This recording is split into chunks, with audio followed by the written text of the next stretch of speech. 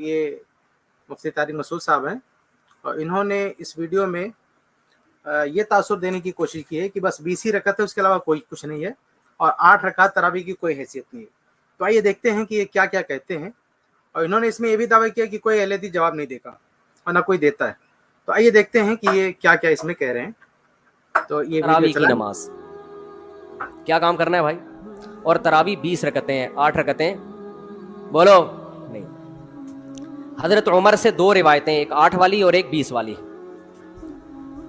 کہ حضرت عمر نے کتنی دیکھو نبی صلی اللہ علیہ وسلم نے تراویح کی کتنی رکعتیں پڑھی ہیں، کوئی بے غبار حدیث میں ہمیں اس کا تذکرہ نہیں ملتا۔ دیکھیں انہوں نے کہا ہے کہ اللہ کے نبی صلی اللہ علیہ وسلم نے کتنی رکعت پڑھی ہیں، کسی حدیث میں نہیں ملتا ہے، یا انہوں نے ایک لفظ کہا ہے بے غبار، بے غبار حدیث میں نہیں ملتا ہے۔ اب یہ بھاری بھرکم الفاظ بول کے پتہ نہیں کیا ثابت کرنا چاہتے ہیں، کھل کے کہیے نا، کھل کے کہیے بے غبار سے کیا مطلب ہے؟ مطلب ایسا لفظ بول کے کنفیوز کر رہے ہیں پبلک کو کہ آپ کہہ رہے ہیں کہ کسی بھی بے غبار حدیث میں نہیں ملتا، مطلب حدیث میں ملتا ہے لیکن آپ کی نظر میں بے غبار ہے وہ۔ آپ کہنا کیا چاہتے ہو؟ اس کو کھول کے بتاؤ نا، مطلب کتنی چالاکی سے، ہوشیاری سے آپ نے بیوقوف بنا دیا پبلک کو۔ بے غبار حدیث میں نہیں ملتا ہے، آپ یہ کہتے ہیں کہ صحیح حدیث میں نہیں ملتا ہے۔ اگر اس طرح بولتے تو شاید کوئی بولتا ہے کہ بھئی حدیث تو ہے لیکن ان کی نظر میں صحیح نہیں۔ تو حقیقت یہ ہے کہ اللہ کے نبی صلی اللہ علیہ وسلم نے کتنی رکعت پڑھی ہیں، یہ 2 کتابوں میں، یہ روایت 2 کتابوں میں موجود ہے، بلکہ اور بھی کتابوں میں موجود ہے۔ 2 اہم کتابیں ہیں، اس میں ایک کتاب کون سی ہے؟ صحیح ابن خزیمہ، اور دوسری کتاب صحیح ابن حبان۔ صحیح ابن خزیمہ، صحیح ابن حبان، یہ حضرت فرما رہے ہیں کہ بے غبار حدیث میں نہیں ملتا، اور یہ 2 حدیث کی کتاب ایسی ہیں جن کے مصنفین نے کتاب کا نام ہی رکھا ہے صحیح، یعنی کم سے کم ان 2 محدثین کی نظر میں تو حدیث صحیح ہے۔ مفتی طارق مسعود صاحب مانے نہ مانے ان کا مسئلہ ہے، یہ بار بار کہتے رہتے نا کہ آج کے لوگوں کی رائے مت دیکھو، جو پرانے علماء ہیں ان کی کیا رائے، تو ان کی رائے کیا ہے؟ امام ابن خزیمہ رحمہ اللہ کی تحقیق ہے، حدیث صحیح ہے۔ اب میں عوام سے کہنا چاہوں گا کہ امام ابن خزیمہ کی تحقیق آپ لیں گے یا مفتی صاحب کی تحقیق لیں گے؟ ایسے امام ابن حبان رحمہ اللہ وہ کہتے ہیں یہ حدیث صحیح ہے، اب امام ابن حبان رحمہ اللہ کی تحقیق لیں گے یا ان کی تحقیق لیں گے؟ باقی یہ دونوں روایات کی ڈیٹیل دیکھنا ہو، تفصیل دیکھنا ہو، اس کے الفاظ، اس کا ترجمہ، اس کے راویوں کی پوری بحث، تو جو میری کتاب ہے مسنون رکعت تراویح، اس میں جا کے آپ پوری تفصیل دیکھ سکتے ہیں۔ بہرحال میں یہاں یہ بتانا چاہتا ہوں کہ مفتی طارق مسعود صاحب نے جو یہ کہنے کی کوشش کی ہے کہ اللہ کے نبی صلی اللہ علیہ وسلم نے کتنی رکعت پڑھی تھی، یہ کسی حدیث میں نہیں آیا، یہ 2 حدیثوں میں آیا ہوا ہے، 2 کتابوں میں موجود ہے، دونوں کتابیں صحیح کے نام سے مؤلفین نے لکھی ہیں، اس میں 8 رکعت کا باقاعدہ ذکر ہے۔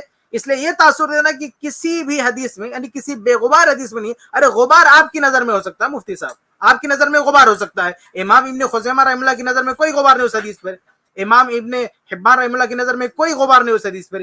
اس لیے یہ روایت صحیح ہے، بے غبار ہے، بے داغ ہے، محدثین نے صحیح قرار دیا۔ اس کے راویوں پر بعد کے لوگوں نے جو بھی کچھ جرح کرنے کی کوشش کی ہے، سب کا جواب علماء اہل حدیث نے بار بار دے دیا ہے۔ اس لیے اس طرح سے گول مول بات نہیں کرنا چاہیے، آپ کو کھل کے کہنا چاہیے کہ ہاں نبی سے ثابت، نبی سے حدیث موجود ہے لیکن آپ کی تحقیق میں صحیح نہیں ہے، ائمہ کی تحقیق میں صحیح ہے۔ کتنی پڑھی ہے ہمیں نہیں پتا، یہ ہمیں حضرت عمر کے عمل سے پتا چلتا ہے، کیونکہ حضرت عمر بدعتی بولو نہیں ہو سکتے۔ کہتے ہیں کہ اللہ کے نبی صلی اللہ علیہ وسلم نے کتنی پڑھی، یہ حدیث سے نہیں پتہ چلتا، یہ حضرت عمر رضی اللہ تعالیٰ عنہ کے عمل سے پتہ چلتا ہے۔ حالانکہ میں آپ کو بتا چکا کہ 2 حدیث موجود ہے، لیکن مفتی صاحب اس کو گول کر رہے ہیں، اس کی وضاحت نہیں کر رہے ہیں اور لے جا رہے ہیں عمر ابن الخطاب رضی اللہ تعالیٰ عنہ کی طرف۔ حالانکہ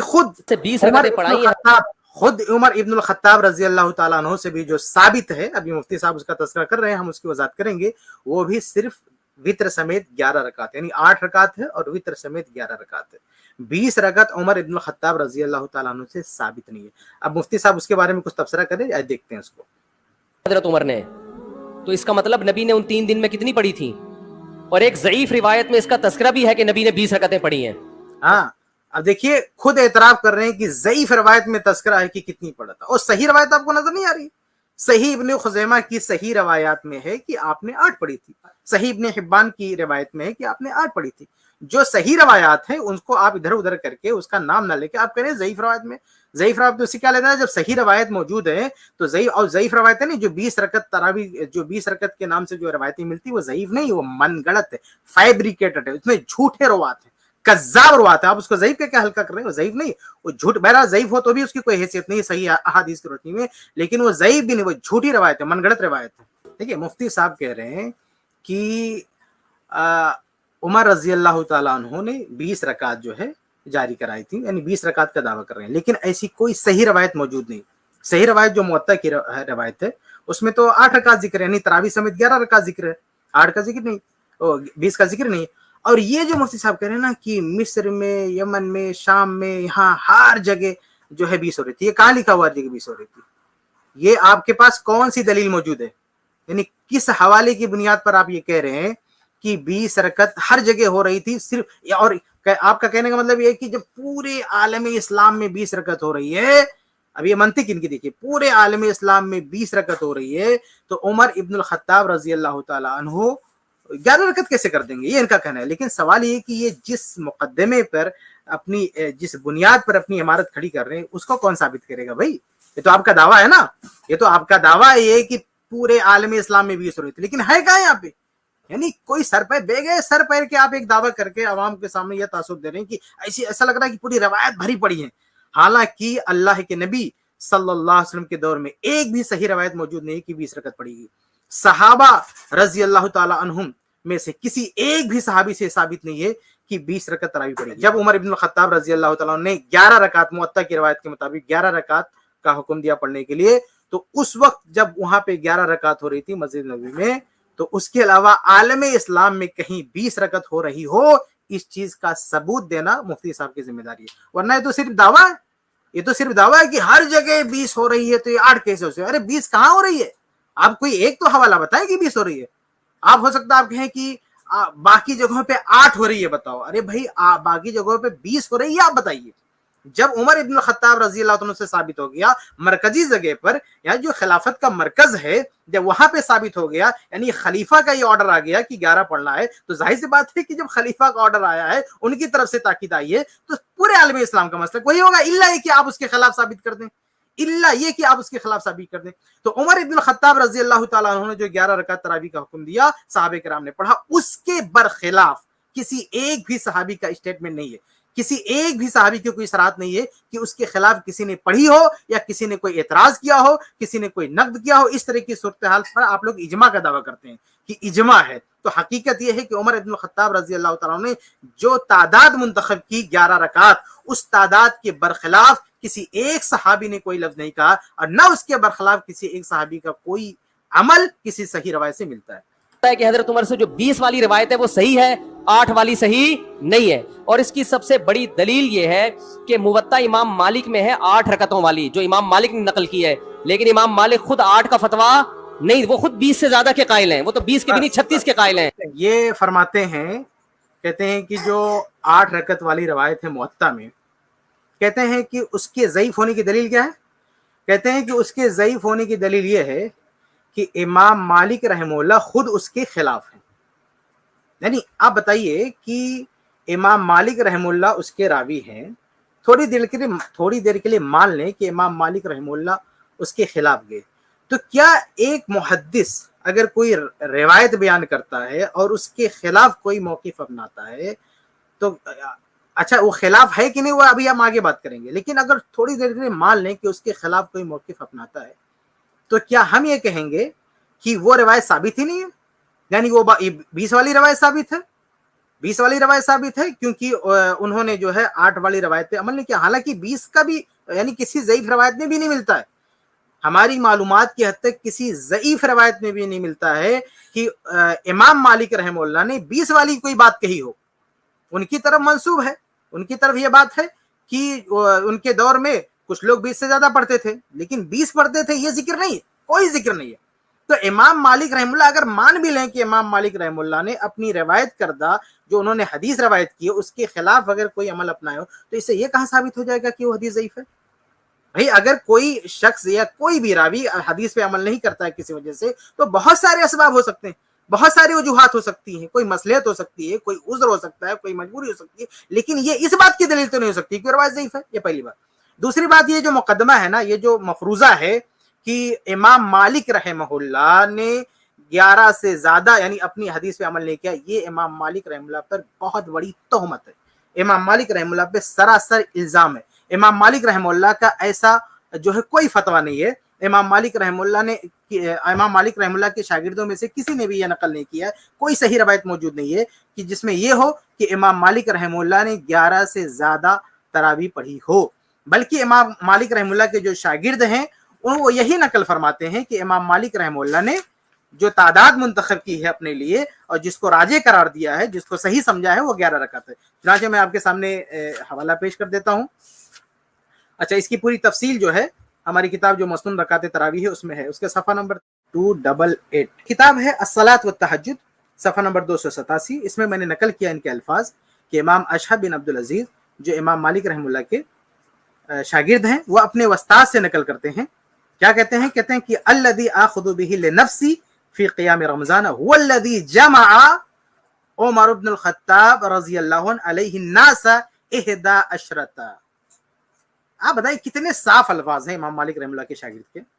कहते हैं कि मैं अपने लिए जो तादाद इख्तियार करता हूं कि मैं जो पढ़ूंगा वो क्या है? क़ियाम रमज़ान, यानी क़ियाम रमज़ान वही तरावी, असल नाम उसका क़ियाम रमज़ान है। ये तो बाद के उलमा ने तरावी का टाइटल दिया हुआ है, जिसमें मुफ्ती साहब आगे कुछ बोलेंगे, अभी हम बात करेंगे उस पर। तो कहा कि क़ियाम रमज़ान यानी तरावी की जो तादाद मैं अपने लिए पसंद करता हूँ, इख्तियार करता हूँ, क्या है? हुवल्लज़ी जमअ उमर इब्नुल ख़त्ताब रज़ियल्लाहु तआला, कि वही तादाद जिस पर उमर इब्नुल ख़त्ताब रज़ियल्लाहु तआला ने अन्नास लोगों को यानी सहाबा को जमा किया था, सहाबा व ताबीन को जमा किया था। वो क्या है? 11 था, 11 रकात है। और आगे क्या कहते हैं आप देखें, आगे क्या कहते हैं। यानी अब देखिए, अमल भी कर लिया और रिवायत का जिक्र भी कर दिया कि उमर इब्नुल ख़त्ताब रज़ियल्लाहु तआला ने चूंकि 11 पे जमा किया था इसलिए मैं वही करूंगा। और कहते हैं वही सलातु रसूलिल्लाहि सल्लल्लाहु अलैहि वसल्लम, और सिर्फ इसी पर नहीं रुक रहे हैं, कहते हैं यही अल्लाह के रसूल सल्लल्लाहु अलैहि वसल्लम की भी नमाज है। कहते हैं यही अल्लाह के रसूल सल्लल्लाहु अलैहि वसल्लम की भी नमाज है। वला अदरी मन अहदस हादा रुकू अल कसीरा, और मुझे नहीं मालूम कि इतनी बड़ी रकात किसने इजाद करके रखी है। यानी इतने सारे रुकू, इतनी सारी रकात कौन बनाया, कहां से लाया, हमें नहीं पता। आप देखें मदीना के इमाम मालिक रहमतुल्लाह, यानी ये इशारा कर रहे हैं कि उनके दौर में कुछ लोग यानी 11 से ज्यादा पढ़ रहे थे, उसका रद्द कर रहे हैं कि हमें नहीं मालूम। यानी वो मदीना के इमाम है, इमाम होने के बावजूद भी कह रहे हैं हमें नहीं मालूम, इसका कोई सोर्स पता नहीं है कि कहां से इन लोगों ने ये सब कर लिया है। इससे इशारा मिलता है कि भाई किसी हदीस की बुनियाद पर नहीं हो सकता है कुछ लोगों ने नफिल समझ के बढ़ा लिया। यानी उनका भी ये दावा ना रहा हो कि ये नबी की सुन्नत है, नबी का तरीका है या सहाबा का तरीका है। उन्होंने सोचा हो कि भाई ये नफिल नमाज है, चलो अपने हिसाब से कुछ पढ़ लेते हैं। लेकिन इमाम मालिक रहमतुल्लाह ने इसको दुरुस्त नहीं समझा। इमाम मालिक रहमतुल्लाह ने कहा कि मैं अपने लिए जो इख्तियार करता हूं वो 11 रकात है। और आगे कह रहे हैं यही उमर इब्नुल ख़त्ताब रज़ियल्लाहु तआला अन्हु की इख्तियार करदा तादाद है, उन्हीं ने इसी तादाद पर उन्होंने जमा किया था। और फिर अल्लाह के नबी सल्लल्लाहु अलैहि वसल्लम की तरफ भी ये मंसूब करते हैं कि अल्लाह के नबी सल्लल्लाहु अलैहि वसल्लम की भी यही राय है। और देखिए ये मुफ्ती साहब सही बुखारी की शरह है ना, उम्दतुल कारी अल्लामा आइनी रहमतुल्लाह की शरह है, तो उसमें आप देखेंगे कि अल्लामा आइनी रहमतुल्लाह ने भी उम्दतुल कारी जिल्द नंबर 11 सफ़ा नंबर 127, ये सफ़ा ये देखें हमारी किताब में सफ़ा नंबर 290 पे ये बात मौजूद है। अल्लामा आइनी रहमतुल्लाह क्या फरमाते हैं, वो रकाते तरावी के बारे में उलमा का इख्तिलाफ जिक्र करते हैं। उसके बाद क्या कहते हैं, उसके बाद कहते हैं कि एक कौल नकल करते हैं कि एक कौल ये है कि 11 रकात पढ़ी जाएंगे, और कहते हैं वह हुआ इख्तियार मालिक लिनफ्सिही, वह हुआ इख्तियार मालिक लिनफ्सिही, कि इमाम मालिक रहमतुल्लाह ने इसी तादाद को इख्तियार किया। ये मैं नहीं कह रहा हूं, ये मुफ्ती साहब कोई अहले हदीस आलिम नहीं कह रहा है, ये कौन कह रहे हैं, ये आप ही के यानी फिक़्ह हनफी से निस्बत मंसूब और एक बहुत बड़े इमाम, बहुत बड़े अल्लामा जिन्होंने सही बुखारी की शरह कर रखी है, उन्होंने सही बुखारी ही की शरह में बात कर रखी है कि इमाम मालिक रहमतुल्लाह ने अपने लिए 11 रकात का कौल जो है इख्तियार किया है। किताब का मुअल्लिफ 8 वाली जिक्र कर रहा हो मगर खुद उस रिवायत को वो उस पर अमल ना कर रहा हो, इन बातों का किसी अहले हदीस आलिम के पास जवाब नहीं है। जवाब अभी हमने आपके सामने रख दिया। देखिए कितनी मुफ्ती साहब कितनी हिम्मत के, कितनी जुर्रत के साथ कह रहे हैं कि अहले हदीस, किसी भी अहले हदीस के आलिम के पास जवाब नहीं। अरे भाई, आप रकाते तरावी पर लिखी हुई अहले हदीस की कोई भी किताब पढ़ें, सब में ये जवाब मौजूद है, और ना मालूम आप कैसे कह रहे हैं कि किसी भी अहले हदीस के पास इसका जवाब नहीं है। अस्तगफिरुल्लाह, यानी आप किस बुनियाद पे कह रहे हैं कि किसी अहले हदीस के पास इसका जवाब नहीं है? हम कहते हैं कौन अहले हदीस आलिम है जिसने रकाती तरावी पे किताब लिखी और ये वजाहत ना किया हो कि इमाम मालिक रहमुल्लाह ने इसी तादाद को अपनाया है, इमाम मालिक रहमुल्लाह ने अपनी रवायत करदा हदीस ही पर अमल किया है, ये हर अहले हदीस आलिम ने कहा है। लेकिन ये कह रहे हैं कि किसी अहले हदीस आलिम के पास जवाब नहीं है। कैसे नहीं जवाब है? आप जवाब पढ़िए, आप जवाब को बता नहीं रहे, आप उसको पढ़ नहीं रहे, और आप कह रहे हैं किसी अहले हदीस के पास उसका जवाब ही नहीं है।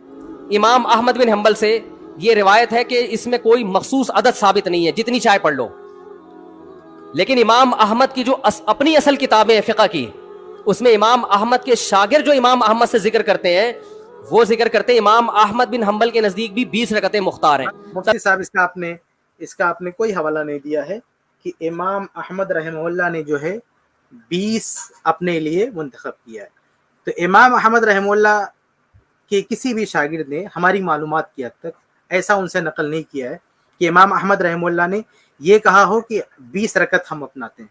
बल्कि इमाम अहमद रहमहुल्लाह का इस सिलसिले में जो कौल है पूरी दुनिया जानती है, सारे उलमा जानते हैं कि वो ये कहते थे कि इस बारे में कोई मुतअय्यन तादाद नहीं है। उनका मानना यह था कि जितना चाहो पढ़ लो। आप 20 कहाँ से ले आए उसमें भाई? इमाम अहमद रहमुल्लाह की तरफ आपने 20 कहाँ से मंसूब कर दिया? बल्कि इमाम अहमद रहमुल्लाह बगैर किसी मुतय्यन तादाद के जितना उनको तौफीक मिलते थे ना पढ़ते थे। और आपने तो कोई हवाला नहीं दिया, लेकिन मैं हवाला देता हूँ इमाम अहमद रहमुल्लाह के साहबजादे, उनके जो बेटे की किताब, उनके जो बेटे हैं अब्दुल्ला रहमुल्लाह, उनकी किताब मसाइलुल इमाम अहमद सफ़ा नंबर 96, उस पर वो कहते हैं कि राई तो अभी, मैंने अपने अब्बा को देखा, युसल्ली फी शहर रमजाना, कि वो रमजान के महीने में पढ़ रहे थे क्या, माला उहसी तरावीहा, तरावी पढ़ रहे थे। हाँ, वला युसल्ली बैन तरावी शैउन व कान यकरहु माला उहसी तरावीहा, यानी वो इतनी तरावी पढ़ रहे थे जितना मैं गिन, तरावीहा यानी वो जो है 4 रकात पढ़ के, यानी इतना ज्यादा वो पढ़ रहे थे कि मैं उसको गिन नहीं सकता था। यानी बगैर किसी मुतअय्यन तादाद के वो पढ़ते जा रहे थे। तो उनके साहबजादे तो कह रहे हैं कि इमाम अहमद रहमुल्लाह ने इस सिलसिले में कोई तायन नहीं की है, वो बेहिसाब यानी बगैर किसी आदाद शुमार के पढ़ते जा रहे थे। इमाम तिरमिज़ी रहमुल्लाह ने भी इमाम अहमद रहमुल्लाह के हवाले से ही बात नकल की है। तो इमाम अहमद रहमुल्लाह का ये कौल मारूफ है। आप पता नहीं कहाँ से 20 ले आए कि इमाम अहमद रहमुल्लाह ने 20 की बात की। कहाँ कही है भाई? कौन सी किताब में इमाम अहमद रहमुल्लाह ने कही है? और इमाम अहमद रहमुल्लाह की किस शागिर्द ने ये बात नकल की है? मैं तो उनके बेटे से नकल कर दिया कि उनके साहबजादे ने कहा है कि वो पढ़ते जा रहे थे और हम उसको गिन नहीं सकते थे कितना पढ़ते थे, यानी कोई उसका हिसाब किताब नहीं था। लेकिन आप कह रहे हैं कि नहीं वो 20 पढ़ते थे, तो कहाँ पे लिखा हुआ कि 20 पढ़ते थे? तो बहरहाल आपने कोई हवाला नहीं दिया, बगैर हवाले की बात की है। अभी फिक़ह हम्बली में तरावी की रकतें कितनी है? 20। और इमाम अबू हनीफा के नजदीक भी। मुफ्ती साहब, आपने इमाम अबू हनीफा रहमुल्लाह की बात कही है, एक मिनट। तो इमाम अबू हनीफा रहमुल्लाह भी 20 कहते थे। हाँ, ये बात कहाँ लिखा है? इमाम अबू हनीफा रहमुल्लाह ने 20 रकत की बात कही है, ये बात आपने कहाँ से नकल की है? यानी इमाम अबू हनीफा रहमुल्लाह के किस शागिर्द ने नकल किया कि इमाम अबू हनीफा रहमुल्लाह ने कहा कि 20 रकत तरावी पढ़ो, या वो 20 रकत तरावी पढ़ते थे?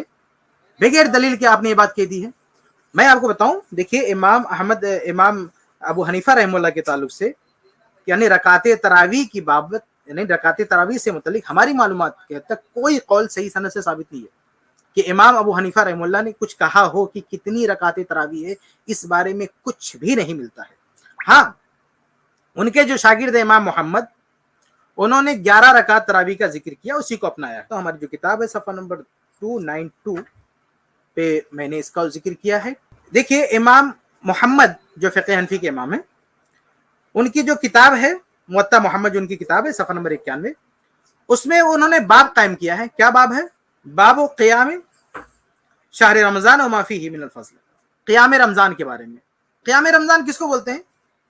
अल्लामा लखनवी ने इस पर जो तालीक चढ़ाई है उसमें वो लिखते हैं वह युसम्मा अत-तरावी, क़ियाम रमज़ान का एक नाम तरावी भी है। तो पता चला कि यहाँ बात किसकी हो रही है? तरावी की बात हो रही है। अब इस बाब के तहत इमाम मोहम्मद बिन हसन रहमहुल्लाह ने क्या किया है? उन्होंने अम्मा आयशा रज़ी अल्लाह अन्हा की हदीस नकल की है। अम्मा आयशा रज़ी अल्लाह अन्हा की हदीस नकल की है। कौन सी हदीस? जिसमें 11 रकात का जिक्र है, जिसके बारे में मुफ्ती साहब कहते हैं कि नहीं वो कुछ और ही है। इंशाल्लाह हम उस पर भी बात करेंगे। तो उसमें कहते हैं कि वो बिहादा کہتے ہیں کہ نہ خذو، ہم اسی کو لیتے ہیں. ہاں تو شہر رمضان یعنی رمضان میں تراویح کے سلسلے میں انہوں نے جو روایت نقل کی ہے امام محمد نے، وہ کون سی ہے؟ وہ 11 رکعت کی ہے. ٹھیک ہے، تو جب انہوں نے 11 رکعت کی نقل کی ہے تو ہم یہ کہہ سکتے ہیں کہ ان کے شاگرد نے جب 11 رکعت کی نقل کی ہے، 11 رکعت پڑھ رہے ہیں، تو ہو سکتا ہے کہ انہوں نے اپنے امام سے ہی سیکھا ہو سکتا ہے کہ ان کے امام نے یعنی امام ابو حنیفہ رحمہ اللہ نے یہ ان کو بتایا ہو.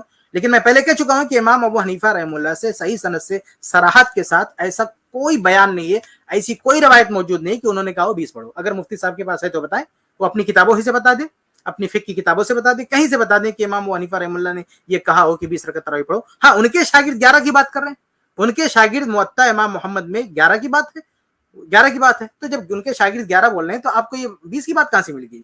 تو بہرحال اس کا بھی کوئی حوالہ نہیں دیا کہ امام حنیفہ کا نام انہوں نے لے لیا کہ امام حنیفہ نے جو ہے 20 کی بات کہی ہے، لیکن امام حنیفہ سے ثابت نہیں ہے. حقیقت یہ ہے کہ چاروں ائمہ میں سے کسی ایک بھی امام نے یہ نہیں کہا ہے کہ 20 رکعت سنت ہے. کسی ایک بھی امام نے نہیں کہا کہ 20 رکعت اللہ کے نبی صلی اللہ علیہ وسلم سے ثابت ہے یا صحابہ سے ثابت ہے یا سنت ہے. اس طرح کا دعویٰ، اس طرح کا بیان چاروں اماموں میں سے کسی ایک نے نہیں کہا ہے. امام ابو حنیفہ رحمہ اللہ سے تو کچھ ثابت نہیں ہے، امام مالک رحمہ اللہ سے، بلکہ اس کے برعکس یعنی 20 والی بات کسی نے نہیں کہی. اس کے برعکس اگر ہم دیکھیں تو امام مالک یعنی چاروں ائمہ میں امام ابو حنیفہ رحمہ اللہ سے تو کچھ ثابت نہیں، لیکن ان کے شاگرد 11 کی بات کر رہے ہیں. امام مالک کی بات کریں تو امام مالک کے بارے میں ابھی بات گزر چکی ہے کہ ان کے شاگرد بھی 11 کی بات کر رہے ہیں. اگر ہم امام احمد بن حنبل رحمہ اللہ کی بات کریں تو امام احمد رحمہ اللہ کوئی تعداد متعین مانتے نہیں ہے، اور وہی صورتحال، وہی معاملہ امام شافعی رحمہ اللہ کے ہے کہ امام شافعی رحمہ اللہ بھی کوئی متعین تعداد اس کو مسنون نہیں قرار دیتے. وہ تو کہتے ہیں کہ جتنا چاہے پڑھ سکتے ہیں، لیکن یہ امام شافعی رحمہ اللہ کا یہ موقف نہیں ہے کہ اللہ کے نبی صلی اللہ علیہ وسلم سے 20 رکعت ثابت ہے یا صحابہ کرام سے 20 رکعت ثابت ہے. بلکہ امام شافعی رحمہ اللہ کا موقف یہ ہے کہ اگر رکعتیں کم ہو تو زیادہ بہتر ہے، رکعتیں کم ہو تو زیادہ بہتر ہے. تو اگر رکعتیں کم کی بات کریں یعنی بڑی رکعات کے یعنی ان کے سامنے اگر تقابل رکھا جائے کہ اگر کوئی 40 رکعت پڑھ رہا ہے، کوئی 20 رکعت پڑھ رہا ہے، تو امام شافعی کہیں گے کہ 40 سے بہتر 20 ہے. تو ان کا اصول یہ کہتا ہے کہ اگر 20 کے مقابلے میں کوئی 11 کی بات کرے تو امام شافعی کا اصول کیا بنتا ہے کہ اس کے مقابلے میں 11 یہ بہتر ہے. کیونکہ امام شافعی رحمہ اللہ کا اصل موقف یہ ہے کہ رکعات کم ہو قیام لمبا ہو، رکعات کم ہو قیام لمبا ہو. تو خلاصہ یہ کہ چاروں ائمہ میں سے کسی ایک امام نے بھی یہ نہیں کہا ہے کہ 20 رکعت تراویح سنت ہے یا 20 رکعت پڑھنا چاہیے یا 20 رکعت پڑھنا زیادہ بہتر ہے. یہ کسی ایک امام نے بھی نہیں کہا، نہ امام ابو حنیفہ رحمہ اللہ نے، نہ امام مالک رحمہ اللہ نے، نہ امام شافعی رحمہ اللہ نے، نہ امام احمد بن حنبل رحمہ اللہ نے. بلکہ اس کے برعکس امام مالک رحمہ اللہ سے تو پوری صراحت ملتی ہے کہ 11 کی بات کرتے تھے. امام حنیفہ رحمہ اللہ کے شاگرد جو ہے 11 کی بات کر رہے ہیں. امام احمد بن حنبل رحمہ اللہ کی کسی تعداد کو مانتے ہی نہیں ہے. امام شافعی رحمہ اللہ کہتے ہیں کہ جتنی کم ہو وہی بہتر ہے. اگر وہ 40 کے مقابلے میں 20 کی بات کہی جائے تو کہیں گے کہ 40 کی بنسبت جو ہے 20 رکعت یہ بہتر ہوگی کیونکہ یہ کم ہے. تو وہ اصول بیان کرتے ہیں کہ رکعتیں کم ہو قیام لمبا تو زیادہ بہتر ہے. اب 20 کے مقابلے میں آپ ان سے کہیں گے 11 کی بات، تو 11 ان کے اصول کی روشنی میں 20 کی بنسبت 11 جو ہے زیادہ بہتر ہے. تو یہ دعویٰ کرنا کہ ائمہ جو ہے 20 رکعت کے قائل تھے یہ غلط بات ہے. چاروں ائمہ میں سے کسی کا بھی یہ موقف نہیں تھا کہ 20 رکعت سنت ہے یا اس کو پڑھنا زیادہ افضل ہے. بخاری کی حدیث ہے نا، اس کا تراویح سے کوئی تعلق نہیں ہے. بخاری میں آتا ہے نبی رمضان اور غیر رمضان میں 8 پڑھتے تھے، اس کا تراویح سے کوئی تعلق، وہ تو غیر رمضان میں بھی تھی. اتنی سینس نہیں ہے یار، آپ ہمیں قرآن و حدیث سکھا رہے ہو اور ہمیں اپنا مقلد بنا رہے ہو. اتنی سینس نہیں ہے. آپ کو معلوم ہے کہ علامہ انور شاہ کشمیری رحمہ اللہ یہ جو ہے فقہ حنفی سے تعلق رکھتے ہیں، اور اس حدیث پر تو ہم بہت ساری باتیں کہہ سکتے ہیں، بہت کچھ کہا جا سکتا ہے کہ اس حدیث کا جو ہے کیا، اس کا کیا مطلب ہے، اس کا کیا تعلق ہے. لیکن آپ دیکھیں کہ آپ کے جو بزرگ ہیں ان کا بھی یہی کہنا ہے کہ یہ جو صحیح بخاری کی روایت ہے اس سے وہ بھی یہی مانتے ہیں کہ اس سے مراد کیا ہے، اس سے مراد رکعت تراویح ہے. علامہ انور شاہ کشمیری نے تو باقاعدہ لکھ رکھا کہ یہ مانے بغیر کوئی چارے کار ہی نہیں ہے کہ اللہ کے نبی صلی اللہ علیہ وسلم کی جو نماز ہے، تراویح کی نماز ہے، وہ 11 رکعت ہے. یہ اور 20 رکعت والی روایت کو انہوں نے ضعیف قرار دیا، اس کو انہوں نے تسلیم کیا. آپ جو کہہ رہے ہیں کہ وہ الگ نماز تھی، یعنی رمضان میں پڑھتے تھے، غیر رمضان میں پڑھتے تھے، بھائی وہی تو تہجد کی نماز ہے، وہی تو تراویح ہے. یعنی رمضان میں اسی کا نام تراویح ہے، بس یہ کوئی الگ نماز نہیں ہے. آپ اس کو الگ ثابت کر رہے ہیں تو آپ کے ذمہ یہ ثبوت دینا لازم ہے کہ آپ اس چیز کو ثابت کریں کہ اللہ کے نبی صلی اللہ علیہ وسلم نے تراویح بھی پڑھی ہو اور تہجد بھی پڑھی ہو. کوئی ایک روایت لے کر آئیں کہ خود علامہ انور شاہ کشمیری نے یہ بات کہی ہے کہ کسی بھی روایت سے ثابت نہیں ہے کہ اللہ کے نبی صلی اللہ علیہ وسلم نے تراویح بھی پڑھی ہو اور تہجد بھی پڑھا ہو. تو آپ کہہ رہے ہیں وہ الگ نماز تھی. وہ الگ نماز نہیں تھی. یہ وہی نماز ہے جس کی کیفیت رمضان میں کچھ بدل جاتی ہے تو اس کیفیت کی وجہ سے اسی کا نام جو ہے تراویح. اور یہ تراویح بھی اللہ کے نبی کا دیا ہوا نام نہیں ہے, نہ صحابہ کا دیا ہوا نام ہے. یہ تو بعد کے علماء نے اس کا جو ہے تراویح نام دیا ہوا ہے. یہ لفظ تراویح یہ نہ صحابہ یا نہ نبی کا دیا ہوا نام ہے, نہ صحابہ کا دیا ہوا نام ہے. یہ بعد کے لوگوں نے یہ دیا ہوا نام ہے. اصل جو روایات میں ملتا ہے وہ قیام رمضان, صلاۃ اللیل, قیام اللیل, اس طرح کی روایت ملتی ہے. صحیح بخاری میں کیا من قام رمضان, جو رمضان میں قیام کرے. کیا مراد ہے اس سے؟ مراد وہی قیام رمضان یعنی صلاۃ التراویح ہے. تو بہرحال یہ دونوں ایک ہی نماز ہے. آپ جو سینس کی بات کر رہے ہیں, آپ دیکھیں امام بخاری رحم اللہ نے اس روایت کو نقل فرما اپنی کتاب جو ہے صحیح بخاری میں, اور وہاں پہ کیا چیپٹر کیا ہے؟ صلاۃ التراویح. اور یہ جو دیوبندی حضرات نے چھاپا ہے اس کو کنارے کر دیا. صلاۃ التراویح کیا کیا, ان کے یہاں سے جو نسخہ چھپا ہوا ہے وہ بھی کہاں ہے, اس میں بھی صلاۃ التراویح لکھا ہوا ہے, لیکن کہاں پہ لکھا ہوا ہے؟ وہ سائٹ میں, یعنی پیج کے جو ہے ایک طرف سائڈ میں کنارے لکھا ہوا اور نون لگا کے لکھا ہوا ہے, یعنی کسی نسخے میں یہ لکھا ہوا صلاۃ التراویح. باقی جو عرب سے صحیح بخاری چھپی ہے اس کو آپ دیکھیں گے تو اس میں صاف لکھا ہوا کتاب صلاۃ التراویح.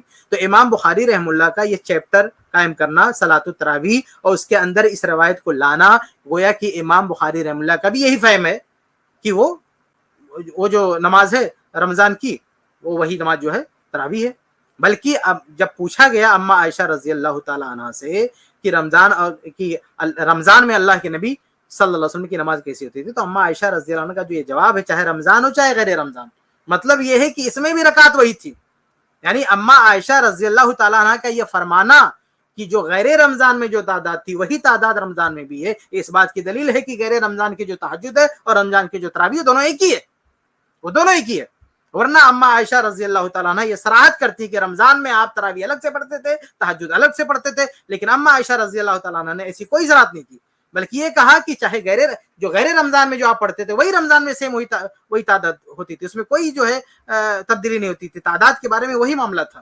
اس لیے یہ مفتی صاحب جو کہہ رہے ہیں سینس کی بات کر رہے ہیں, تو یہ امام بخاری سے زیادہ ان کا سینس ہے. امام بخاری کے بارے میں آپ کو پتا ہے ابن حجر رحم اللہ نے تقریب التہذیب میں کیا لکھا ہے؟ انہوں نے لکھا ہے کہ امام الدنیا فی فقہ الحدیث, کہ فقہ الحدیث میں پوری دنیا کے امام ہیں.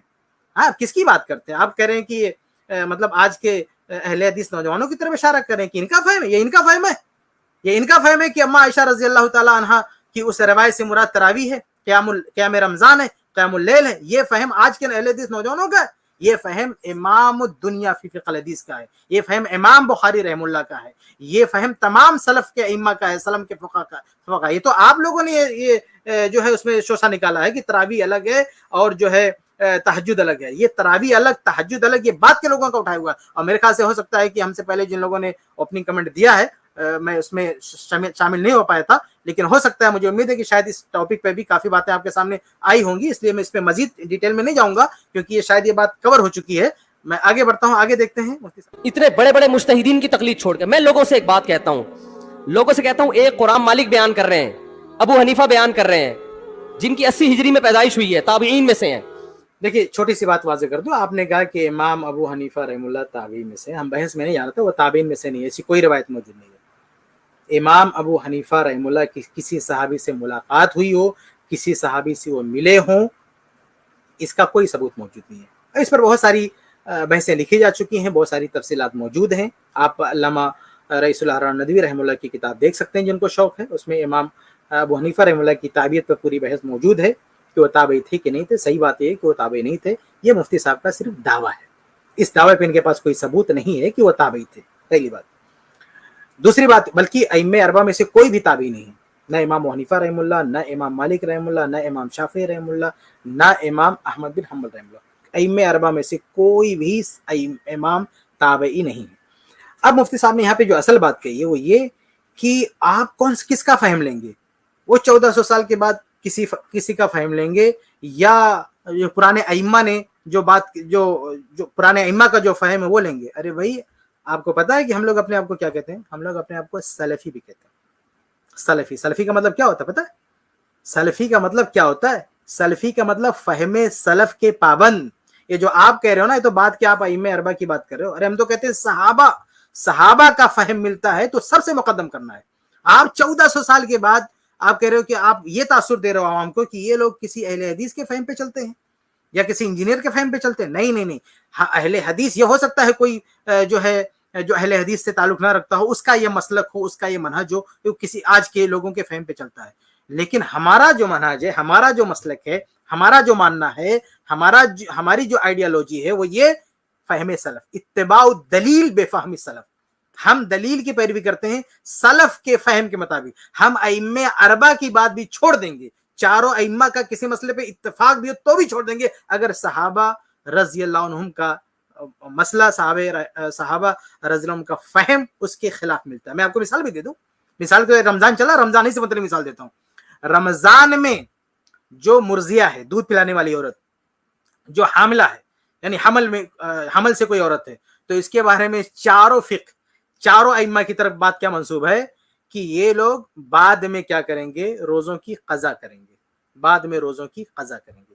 جبکہ صحابہ کرام سے آثار کیا ملتے ہیں؟ صحابہ کرام کا فہم کیا ہے؟ صحابہ کرام کا فتویٰ کیا ہے؟ اچھا، اس بات کو میں نے طلاق والی کتاب میں لکھا ہے. طلاق والی کتاب میں میں نے ایسے 10 مسائل بیان کیے ہیں جس پر ائمہ اربعہ کا اتفاق ہے یا مذاہب اربعہ کا اتفاق ہے، لیکن حق اس کے علاوہ ہے.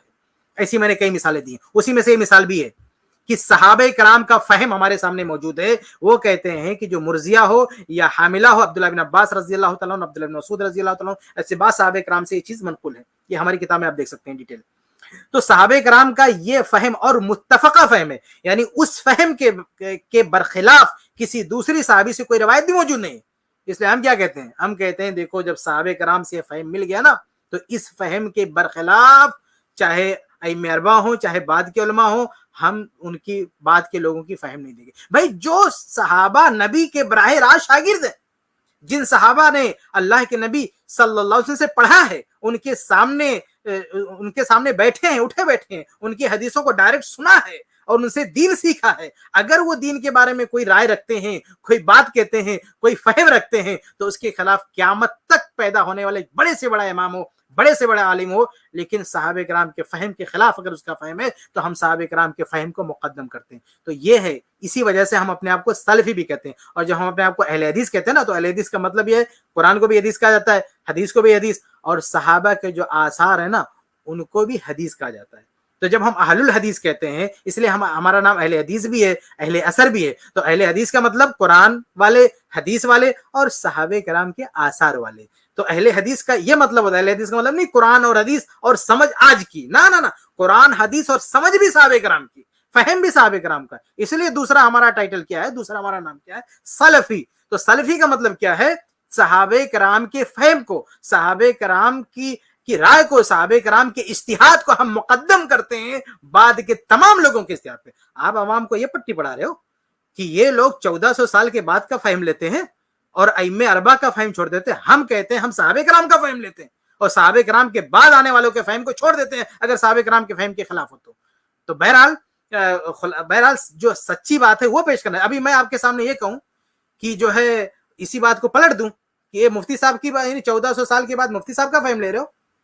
کس کا فہم لے رہے ہو آپ؟ مفتی صاحب کا فہم لے رہے ہو یا آپ صحابہ کرام کا فہم لے گو؟ اب مفتی صاحب کی بات کہاں جا کے اینڈ ہوتی ہے؟ وہ بھی حدیث رسول نہیں، وہ بھی کہتے ہیں امام ابو حنیفہ، حالانکہ وہ 20 رکعت تراویح ان سے ثابت بھی نہیں ہے، پھر بھی زبردستی منسوب کیے جا رہے ہیں کہ امام ابو حنیفہ رحمہ اللہ کی طرف سے. لیکن اگر مان بھی لیں کہ امام ابو حنیفہ رحمہ اللہ نے کیا کچھ کہا، تو امام ابو حنیفہ رحمہ اللہ کی فہم کو یا ان کی بات کو پیش کرنے والے کون ہیں؟ آپ ہیں. تو اگر ہم یہ کہیں، یعنی اگر آپ کا عقیدہ ہے کہ امام ابو حنیفہ رحمہ اللہ کی ترجمانی کر رہے ہیں، تو اگر میں یہ کہوں کہ یہ مفتی صاحب، یہ 1400 سال کے بعد مفتی صاحب جو بتا رہے ہیں، تم ان کی بات مان لو، تو ان کی تقلید کر رہے ہو، تو بتائیے آپ کیا کہیں گے؟ کہ آپ کی تقلید ہو رہی ہے یا امام حنیفہ رحمہ اللہ کی تقلید ہو رہی ہے؟ آپ اگر کہیں کہ آپ صرف بتانے والے ہیں، تقلید آپ امام حنیفہ رحمہ اللہ کی کرا رہے ہیں، تو بھائی ہم بھی صرف بتانے والے ہیں، ہم اتباع اللہ کے نبی کی کروا رہے ہیں اور فہم صحابہ کرام کا پیش کر رہے ہیں. ہم اہل حدیث یہ نہیں کر رہے ہمارے گھر کا فہم ہے، نہیں، ہمارا یہ مسلک نہیں. ہم نے تو بھائی اپنے نام میں باقاعدہ اپنا نام، اپنے آپ کو موسوم کر رکھا ہے سلفی سے. یعنی ہمارا نام، ہمارا ٹائٹل، ہمارا جو لقب ہے وہی چیخ کر بتا رہا ہے کہ ہم فہم کس کا لیتے ہیں؟ ہم فہم سلف کا لیتے ہیں، ہم فہم آج کے لوگوں کا نہیں لیتے ہیں. تو آج کے جو نوجوان یا اہل حدیث یا کوئی بھی ہو، اگر وہ اپنا فہم پیش کرتا ہے اور سلف کے فہم سے ٹکراتا ہے تو اس فہم کی ہماری نظر میں کوئی حیثیت نہیں ہے، اس کی ہماری نظر میں کوئی مقام مرتبہ نہیں ہے۔ اس لیے یہ غلط لوگوں کے ذہنوں میں یہ غلط بات مت ڈالیں کہ آج کے لوگوں کے فہم پہ چلے، نہیں، ارے ہم تو آپ سے بھی ایڈوانس ہیں، آپ سے بھی اوپر ہیں، آپ تو جا کے ائمہ اربعہ میں سے کسی امام پر رک جاتے ہیں، ہم اس سے بھی اوپر اٹھتے ہیں، ہم صحابہ کرام پر جاتے ہیں کہ اللہ کے نبی صلی اللہ علیہ وسلم کے الفاظ کے جو معانی، حدیثوں کا جو مفہوم صحابہ کرام نے سمجھا، اس سے بہتر کسی کے سامنے ہو سکتی۔ تو اس رکعت تراویح کے بارے میں چونکہ صحابہ کرام کا فہم، صحابہ کرام کا عمل آئینے کی طرح بالکل صاف ہے کہ وہ 11 رکعت تراویح پڑھتے تھے، 11 رکعت تراویح سے زائد پڑھنا کسی بھی صحابی سے ثابت نہیں ہے، اس لیے ہم کہتے ہیں اسی کو مقدم کریں گے بعد کے سارے لوگوں پر۔ تم امام شافعی کو چھوڑ رہے ہو، تم امام ابو حنیفہ کو چھوڑ رہے ہو، تم امام مالک کو چھوڑ رہے ہو، تم احمد بن حنبل جیسے محدث اور فقیہ جو امام بخاری کے استاذوں میں ہیں ان کو چھوڑ کر فالو کس کو کر رہے ہو؟ انجینئر کو، اور تم کہہ رہے ہو ہم صرف قرآن و حدیث کو۔ نہیں مفتی صاحب، نہیں، ان چاروں میں سے کسی کا بھی 20 رکعت تراویح کی تعلیم نہیں ہے۔ آپ کا مسئلہ ہے کہ آپ نے ان چاروں کو چھوڑ دیا ہے، آپ نے ان چاروں کو چھوڑ دیا اور صحابہ کرام کو بھی چھوڑ دیا ہے، اور ہمارا معاملہ کیا ہے کہ ہم صحابہ کرام رضی اللہ تعالیٰ عنہم کے موقف پر ہیں، ہم صحابہ کرام رضی اللہ تعالیٰ عنہم کے عمل پر ہیں، اور وہ عمل جو اللہ کے نبی صلی اللہ علیہ وسلم سے بھی ثابت ہے۔ تو ہم سنت رسول پر بھی عمل کر رہے ہیں اور سنت صحابہ پہ بھی عمل کر رہے ہیں، فہم صحابہ پہ بھی عمل کر رہے ہیں۔ آپ نے آج یعنی مفتی آج اپنے عوام سے آپ کریں، آپ کی عوام نے آپ جیسے لوگوں کی بات سن کے کس کو چھوڑ دیا ہے؟ صحابہ کو چھوڑ دیا ہے، اللہ کے نبی صلی اللہ علیہ وسلم کی واضح حدیث کو چھوڑ دیا ہے، اور اگر آپ فہم کی بات کریں تو آپ نے صحابہ کرام کے فہم کو چھوڑ دیا ہے۔ حتیٰ کہ ائمہ اربعہ جن کا آپ نام لے رہے ہیں، آپ الزام لگا رہے ہیں کہ ان لوگوں نے ائمہ اربعہ کو چھوڑ دیا، بھائی ائمہ اربعہ کا وہ ماننا ہی نہیں ہے، اگر وہ ماننا ہوتا بھی، اگر ائمہ اربعہ کی وہ رائے ہوتی بھی تو بھی صحابہ کے خلاف تھی تو ہم چھوڑ دیتے۔ آپ سمجھ رہے ہیں؟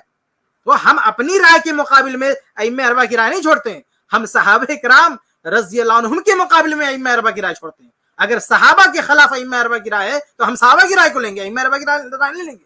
تو آج ہم یہ نہیں کہتے ہماری بات مان لو، یہ تو آپ کہہ رہے ہو نا، یہ تو آپ اپنے گھر سے کہہ رہے ہو 20 رکعت آپ شور مچائے جا رہے ہو، 20 رکعت نہ اللہ کے نبی سے ثابت، نہ صحابہ کرام سے ثابت، نہ ائمہ اربعہ سے ثابت، کسی سے ثابت نہیں ہے۔ آج کے جو مقلدین ہیں آج کے، یہ ان لوگ اپنی گھر کی بات ہے، وہ اپنے گھر سے شور مچائے جا رہے ہیں 20 رکعت سنت کے نام سے، یہ لوگ اپنی تقلید کروا رہے ہیں، یہ مقلدین آج ائمہ اربعہ کی بھی تقلید نہ کروا رہے ہیں، یہ اپنی تقلید کروا رہے ہیں، خود کی تقلید کروا رہے ہیں۔ اس بات کو نہ یہ نبی سے ثابت کر سکتے، نہ صحابہ سے ثابت کر سکتے، نہ ائمہ سے ثابت کرتے۔ اگر وہ کسی کے بارے میں دکھائیں گے بھی نا کہ انہوں نے 11 رکعت سے زیادہ پڑھا ہے تو انہوں نے نفل سمجھ کے پڑھا، اس کو سنت نہیں بولا ہے، انہوں نے سنت نہیں، ان کا اپنا اجتہاد تھا کہ چلو ہم زیادہ پڑھ لیتے ہیں، لیکن ہم کہتے ہیں اس اجتہاد سے بھی بہتر صحابہ کا اجتہاد ہے، اس اجتہاد سے بھی بہتر صحابہ کرام کا عمل ہے۔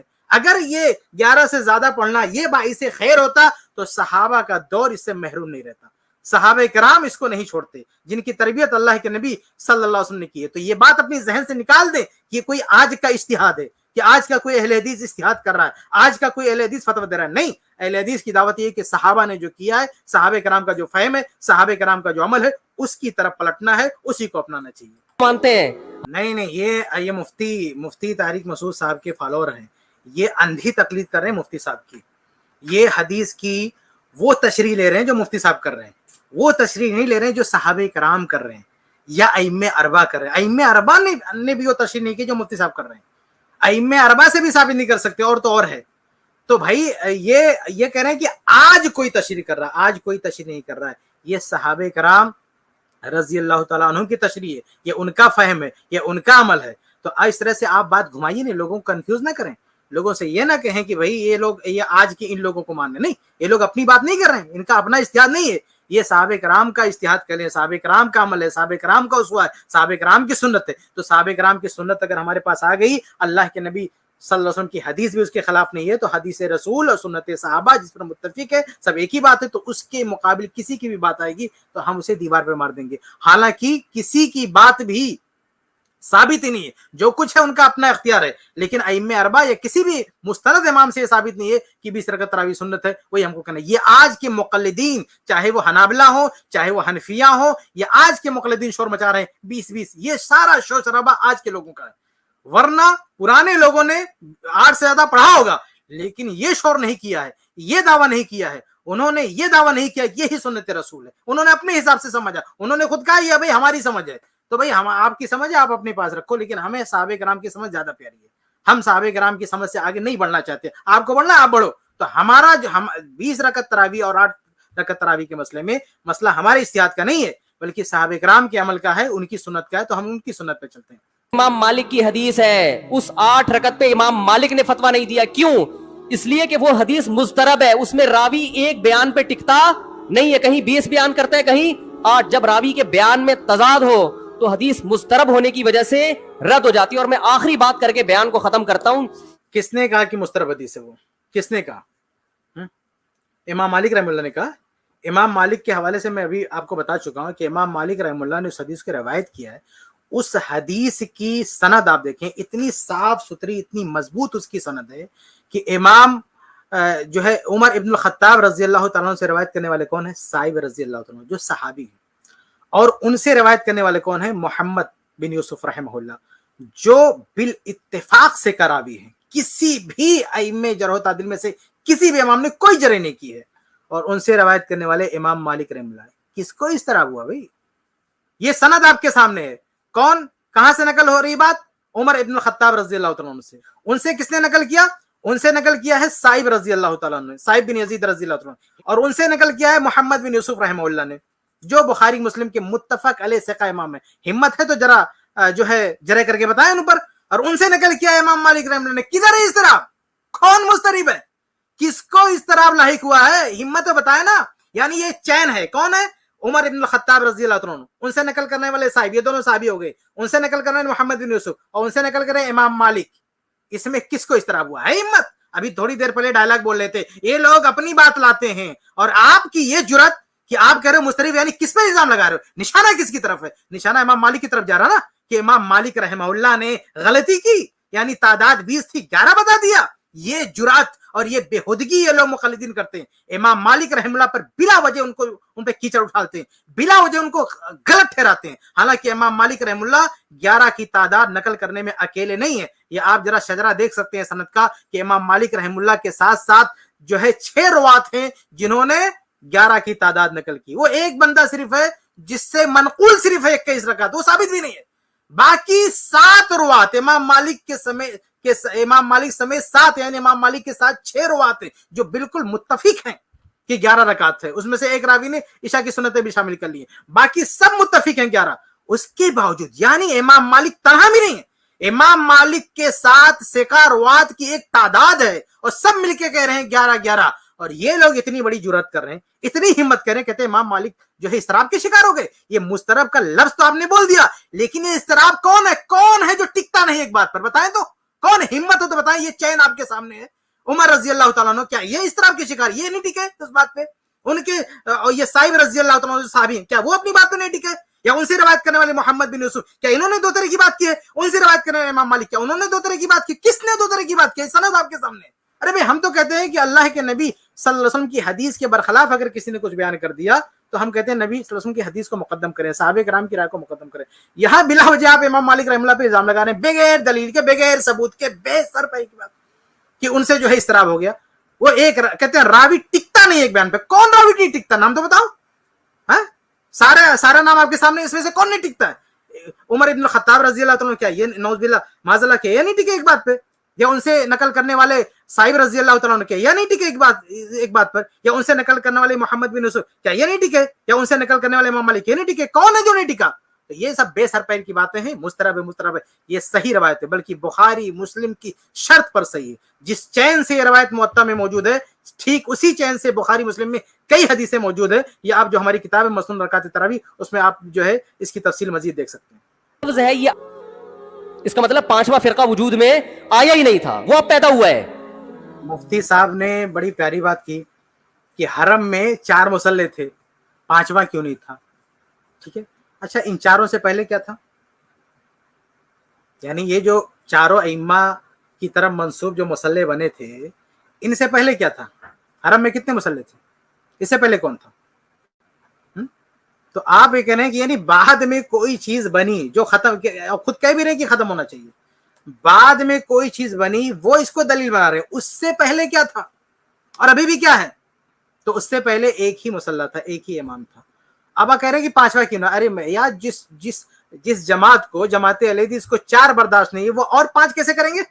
ہاں, یہ تو وہی بات ہوئی نا کہ کہیں کھڈا کھودا ہوا ہے تو کہا جائے کہ اس کو پاٹو, تو کہنے کہ بھئی وہ 5واں کھڈا آپ کا کہاں ہے؟ ارے بھئی ہم تو کھڈا پاٹنے کی بات کر رہے ہیں, آپ کہہ رہے ہیں کہ اور کھود کے 5واں کھڈا بھی بنا دے, یعنی 4 کھڈے کھودے ہوئے ہیں, 5واں بھی کھود کے کر دے اس میں. ہاں بھئی 4 جگہ گندگی لگی ہوئی ہے, اس کو صاف کرنے کا طریقہ ہے کیا اور گندگی بٹھا دو وہاں پہ, یعنی ایک اور مسئلہ بنا دے وہاں پہ.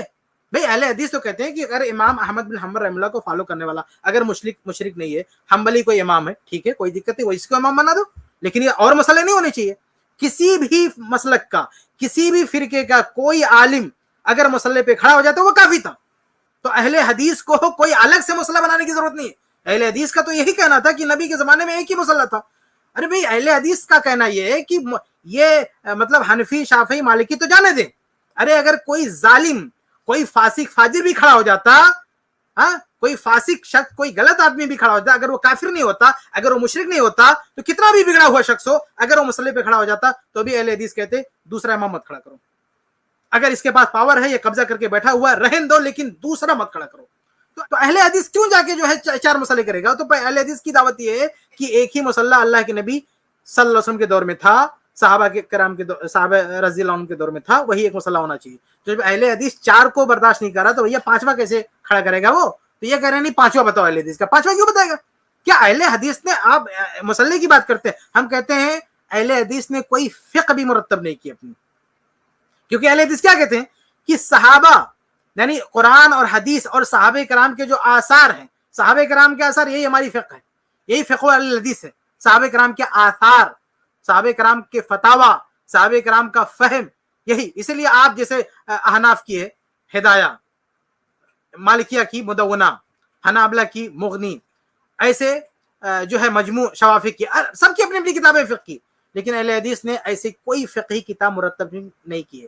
مفتی صاحب تو یہ بھی دعوت دیتے ہیں نا کہ اہل حدیث کو اپنا کوئی فتاوا مرتب کر دینا چاہیے. بھئی اہل حدیث کہتے ہیں کہ یہ چاروں جو مرتب ہوئے ہیں, اہل حدیث کا کہنا ہے کہ اس طرح سے الگ الگ فقہ بھی نہیں مرتب ہونی چاہیے. ہاں صحابہ کرام کے آثار آپ ان کو جمع کرو, صحابہ کرام کے آثار کی روشنی میں اگر صحابہ کرام کا اجتہاد موجود ہے, فتویٰ موجود ہے, اسی فتوے کو آپ آگے بڑھاؤ. اگر کوئی نیا مسئلہ آتا ہے صحابہ کرام سے نہیں ملتا ہے, اس میں جو ہے آج اجتہاد کریں گے, کیونکہ فقہ حنفی میں بھی جو اجتہاد ہو چکے ہیں ایسا تھوڑی ہے کہ قیامت تک چلیں گے, اس میں بھی آج اجتہاد کرنے کی ضرورت ہے. تو صحابہ کرام کے اگر فتاوا ہیں, اگر کوئی کسی مسئلے میں اجتہاد کی ضرورت ہے تو اجتہاد کا دروازہ کھلا رہے گا, اجتہاد کا دروازہ بند نہیں کر سکتے. آپ کہہ رہے ہیں کہ حنبلی نے اس کو ختم کیا, حنبلی نے ختم کیا, تو آپ کو پوری تاریخ معلوم ہے, آپ تاریخ پڑھیں. جب اس کو ختم کیا گیا تو گرچہ حنبلی نے ختم کیا, لیکن پہلی بار کسی حنبلی کو مسئلے پہ نہیں کھڑا کیا, کیونکہ اس طرح ختم ہو ہی نہیں سکتا تھا. آپ کہہ رہے ہیں کہ حنبلی نے ختم کیا, اہل حدیث اگر نہ ہوتے تو یہ چاروں مسئلہ ختم ہی نہیں ہو سکتا تھا. کیونکہ جب یہ مسئلے ختم کیے گئے تو پہلے وقت اگر کسی کو امام بنایا گیا تو اہل الحدیث کو کھڑا کیا گیا. ان لوگوں نے کہا, سعودی حکومت نے کہا کہ اگر ہم نے یہاں پہ حنبلی کو کھڑا کر دیا تو یہ تینوں نہیں مانیں گے, حنفی کو کھڑا کر دیا تو باقی 3 نہیں مانیں گے, شافعی کو کھڑا کر دیا باقی 3 نہیں مانیں گے. اس لیے نہ حنفی, نہ مالکی, نہ شافعی, نہ حنبلی, اہل الحدیث امام کو لا کے کھڑا کیا. اہل الحدیث نے جو ہے وہاں پہ امامت کرائی. بعد میں ٹھیک ہے حنبلی آ گئے, کوئی دوسرا آ گیا, الگ بات ہے, لیکن جب چاروں مسئلے ختم ہوئے تھے تو ان کو کوئی امام نہیں مل رہا تھا. وہاں اہل حدیث کو کھڑا کیا گیا, ایک ایسے امام کو کھڑا کیا گیا جو کسی بھی فقہ سے جو ہے نسبت نہیں رکھتا تھا. تو آپ کہہ رہے ہیں کہ اہل حدیث نے کیوں نہیں بنایا, آپ کہہ رہے ہیں کہ حنبلی نے ختم کیا. اہل حدیث نہ ہوتے تو حنبلی کیسے ختم کرتا؟ ہم اہل حدیث کی برکت ہے, اہل حدیث کی وجہ سے تو یہ ختم کرنا آسان ہوا, ورنہ یہ کیسے ختم, یہ باقی ختم کرنے دیتے. حنبلی بولتے ہمارا امام رہے گا, یہ تینوں کاٹ ڈالتے, ختم کرنے دیتے. تو بھائی یہ تو اہل حدیث کی وجہ سے مسئلہ حل ہو گیا, چاروں شاند ہو گئے, چلو بھائی ہم میں سے کوئی نہیں رہے گا, چلو اہل حدیث ہے اس کے پیچھے نماز پڑھتے ہیں. تو یہ مسئلہ خلاصہ یہ ہے کہ یہ جو 4 مسئلے تھے, 4 مسئلے کے جب قائل ہی نہیں اہل حدیث تو 5واں کیسے کھڑیں گے؟ جن کو 4 نہیں برداشت ہے وہ 5واں کیسے کھڑیں گے؟ ان کی تو دعوت یہی ہے کہ جیسے پہلے ایک مسئلہ تھا ویسے ہونا چاہیے, اور بعد میں جب موقع ملا یہ مسئلے ختم کیا جا رہے تھے تو انہوں نے آگے بڑھ کے امامت کروائی اور یہ ختم کیا گیا. تو آپ کہہ رہے ہیں کہ اہل حدیث جو ہے 5واں کیوں نہیں کیا؟ بھائی اہل حدیث تو آ کے مسئلے پہ کھڑا ہوا, جب چاروں کو بھگایا گیا نا تو اہل حدیث آ کے کھڑا ہوا. اہل حدیث چاروں کے ساتھ 5واں بنا کے نہیں کھڑا ہوا, چاروں کی جب وہاں پہ کہانی ختم ہوئی تب آ کے اہل حدیث کھڑا ہوا. کیونکہ اہل حدیث کیا مانتے تھے کہ بھئی ایک ہی مسئلہ ہونا چاہیے, اور آج اگر کوئی دوسرا آ کے کھڑا ہوتا تب بھی اہل حدیث کو کوئی اعتراض نہیں ہے, اگر مشرک نہیں ہے, کافر نہیں ہے, اہل حدیث کو کوئی اعتراض نہیں ہے کہ چلو ایک ہی مسئلہ. اس کے لیے کیوں اپلیکیشن دے گا کوئی؟ یعنی غلط چیز آپ اگر کہیں پہ 4 گڈھا کھدا ہوا ہے تو کیا کوئی معقول آدمی اپلیکیشن دے گا 5واں بھی کھودو؟ اگر وہ چیز غلط تھی، آپ خود کہہ رہے ہیں غلط ہے، جب وہ چیز غلط ہے تو غلط کام کرنے کے لیے اس میں اور حصہ ڈالیں گے، چلو ایک اور کام غلط کرتے ہیں. یہ کون ہے؟ الخطا لا یعالج بالخطا، غلطی کا علاج غلطی سے ہوتا ہے. آپ خود کہہ رہے ہیں کہ چلو مانا غلط ہے، آپ کہہ رہے ہیں مانا غلط ہے، پھر آپ نے اپنا کیوں نہیں کھڑا کیا؟ عجیب بات ہے. مطلب آپ دوسروں کو کہتے ہیں سینس، کامن سینس کیا ہے؟ آپ دیکھیں آپ کا کامن سینس کیا ہے. جب چاروں غلط ہے، آپ خود کہہ رہے مانا غلط ہے، لیکن غلط تھا تو آپ نے اپنا کیوں کھڑا کیا؟ ارے بھائی اہل حدیث جب اس چیز کو غلط مانتا ہے، اہل حدیث کو 4 مسئلہ برداشت نہیں ہے، 3 برداشت نہیں ہے، 2 برداشت نہیں، تو 5 کیسے کر دے گا؟ وہ 5 مسئلہ کیسے کھڑا کر دے گا؟ وہ اہل حدیث تو کہتا ہے کہ بھائی اجتماعیت کے ساتھ رہنا چاہیے. کوئی فاسق فاجر امام بھی اگر کھڑا ہو گیا مسئلے پہ تو اجتماعیت کو برقرار رکھنے کے لیے اس کے پیچھے بھی نماز پڑھ لو تاکہ اجتماعیت نہ ٹوٹنے پائے. اور آپ کہہ رہے ہیں کہ اہل حدیث نے 5واں کیوں نہیں کھڑا کیا؟ کیوں 5واں امام کھڑا کرے گا وہ؟ بہرحال اہل حدیث کی برکت سے وہ ختم ہوا. جب یہ حنابلہ نے ختم کیا اس کو تو سب سے پہلے اہل حدیث آ کے وہاں پہ کھڑا ہوا، تو اہل حدیث ہی کی برکت سے وہ چاروں مسئلے ختم ہوئے. اور جو عہد رسالت میں ہو رہا تھا، عہد صحابہ میں ہو رہا تھا، وہی الحمدللہ اب ہونے لگا. ایک مسئلہ ہو تو اہل حدیث کی دعوت ہی وہی تھی، اہل حدیث کی وہی دعوت تھی نا کہ صرف ایک مسئلہ ہو تو اہل حدیث کی وہی دعوت تھی. تو جب اس کا موقع ملا تو اہل حدیث نے پورا سپورٹ کیا کہ ٹھیک ہے. اہل حدیث نے کبھی مخالفت کیا؟ یہ چاروں کی مانگ یہ تھی کہ الگ الگ مسئلہ ہو، لیکن کسی بھی دور اہل حدیث ہر دور میں موجود رہے. لیکن کیا اہل حدیث نے کسی دور میں کہا کہ ہمارا مسئلہ ہونا چاہیے؟ آپ اس کو اور الٹا جو ہے نیگیٹو چیز بنا رہے ہیں کہ انہوں نے مطالبہ کیوں نہیں کیا، اپلیکیشن کیوں نہیں دیا. بھائی اہل حدیث جب اس کے خلاف ہوں گے تو کیوں اپلیکیشن دیں گے؟ اہل حدیث کا کہنا ہے کہ ایک ہی امام ہونا چاہیے، ایک ہی مسئلہ ہونا چاہیے، تو 5ویں مسئلے کے لیے کیوں اپلیکیشن دیں گے وہ؟ تو اللہ کے نبی کے دور میں، صحابہ کرام کے دور میں جو ہو رہا تھا ویسے ہونا چاہیے. تو جب ان چاروں کو ختم کیا گیا، اہل حدیث آ کے کھڑا ہوا نا مسئلے پہ. ہاں اہل حدیث آ کے کھڑا کیا، اس کو سپورٹ کیا. اہل حدیث نے یہ نہیں کہا کہ چاروں کو ختم نہیں ہونا چاہیے، اہل حدیث نے ساتھ دیا، ختم کرنے والوں کو ساتھ دیا. تو جو اہل حدیث یہ عقیدہ رکھتا ہو، یہ منہج رکھتا ہو کہ چاروں ختم ہونا چاہیے، اس سے آپ کیسے امید رکھتے ہیں کہ وہ اپلیکیشن دے گا کہ 5واں مسئلہ بنا دو؟ امام احمد بن حنبل اہل حدیث تھے فلاں. آپ کا کہنا یہ ہے کہ اہل حدیث، آپ نے پہلے کیا کہا کہ امام احمد بن حنبل رحم اللہ کے لوگ اہل حدیث مانتے ہیں، تو ان کے فالوور کو اہل حدیث کیوں نہیں مانتے؟ یہ تو وہی بات ہوگی نا. ہم یہ بھی کہہ سکتے ہیں کہ آپ لوگ امام حنیفہ رحمہ اللہ کی بات کرتے ہیں کہ آپ لوگ امام ابو حنیفہ رحمہ اللہ کے فالوور کو مقلد مانتے ہیں، تو امام ابو حنیفہ رحمہ اللہ کو مقلد کیوں نہیں مانتے؟ یعنی آپ کیا کہنا چاہتے ہیں کہ جیسا امام ویسا فالوور بھی ہو؟ یعنی امام اور فالوور کا جو امام جیسا ہوگا ویسا ٹھیک ویسے فالوور بھی ہوگا. یعنی اگر امام مجتہد ہے تو فالوور بھی مجتہد ہے، امام مقلد ہے. یعنی فالوور اگر مجتہد ہے تو امام بھی مجتہد ہے، فالوور اگر مقلد ہے تو امام بھی مقلد ہے.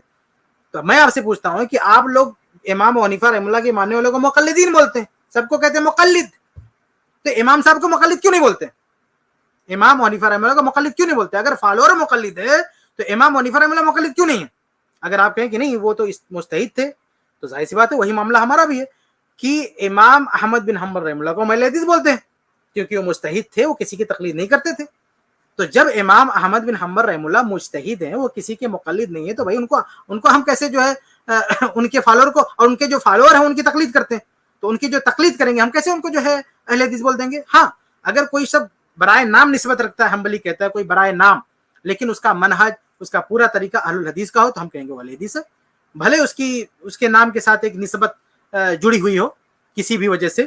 لیکن اگر اس کا عقیدہ منہج یہ ہے کہ ہم تقلید کے قائل نہیں ہیں اور ہم قرآن و حدیث کو مقدم کرتے ہیں، صحابہ کرام کے فہم کو مقدم کرتے ہیں، سلف کے فہم کو مقدم کرتے ہیں، عقیدے میں بھی اور فقہ میں بھی، دونوں میں بھی، عقیدے میں بھی اور فقہ میں بھی ہم سلف کے فہم کو مقدم کرتے ہیں. اگر کسی کا یہ عقیدہ ہو، اگر وہ اپنے آپ کو حنبلی کہے، شافعی کہے، کوئی بھی کہے، تو ہم کہیں گے اس نسبت کا کوئی مطلب نہیں ہے، اصل جو اس کا منہج ہے وہ اہل الحدیث ہے. لیکن اگر کوئی تقلید کرتا ہے تو بھلے وہ اپنے آپ کو امام احمد بن حنبل رحمہ اللہ سے جوڑے، ہم اسے اہل حدیث نہیں بول سکتے ہیں. اگر وہ مقلد ہے تو ہم اس کو اہل حدیث نہیں بول سکتے ہیں. تو امام احمد بن حنبل رحمہ اللہ اس میں کوئی شک نہیں کہ وہ اہل حدیث ہے. لیکن اگر ان کی طرف اپنے آپ کو منسوب کرنے والے اگر ان کے طریقے کے مطابق اہل الحدیث رہیں گے تو ہم کہیں گے اہل الحدیث، ورنہ ان کے فالوور کو ہم اہل حدیث نہیں کہیں گے. آپ امام حنیفہ رحمہ اللہ کے اپنے آپ کو فالوور سمجھتے ہیں، بریلوی کیوں کہتے ہیں بھائی؟ بریلوی حضرات کو کیوں نہیں آپ حنفی بولتے ہیں؟ بریلوی کیوں بولتے ہیں ان کو؟ وہ بریلوی کیسے ہو گئے؟ آپ دیوبندی کیسے ہو گئے؟ یہ پہلے تو سب حنفی تھے نا، یہ دیوبندی بریلوی کیسے آگے؟ یہ ہوگا نا کہ بھائی آپ کہیں گے ان کے بارے میں کہ انہوں نے امام حنیفہ رحمہ اللہ کی رائے سے الگ ہو گئے، اس لیے اب ان کو آپ نے الگ ٹائٹل دے دیا بریلوی. उन लोगों ने आपको अलग टाइटल दे दिया देवबंदी। क्यों? क्योंकि दोनों को लग रहा है ना कि ये दोनों, बरेलवी को लग रहा है कि देवबंदी हजरत इमाम हनीफा रहमतुल्लाह की राय से हटक गए, टाइटल बदल दिया। आपको लग रहा है कि वो लोग इमाम साहब की राय से हटक गए, आपने टाइटल बदल दिया। तो हमको लग रहा है कि बहुत सारे हम्बली जो तकलीद करते हैं वो इमाम हनीफा रहमतुल्लाह की राय से भटक गए, तो हम उनको मुकल्लिद कहेंगे, हम उनको मुकल्लिद कहेंगे, हम उनको अहले हदीस नहीं कहेंगे। और सबसे बड़ी बात, जो बंदा खुद नहीं कहता कि मैं अहले हदीस हूं, हमको क्या पड़ी उसको अहले हदीस बोलने की है? आप कहते हैं, आप उनको अहले हदीस क्यों नहीं बोलते? हम क्यों अहले हदीस बोले भाई?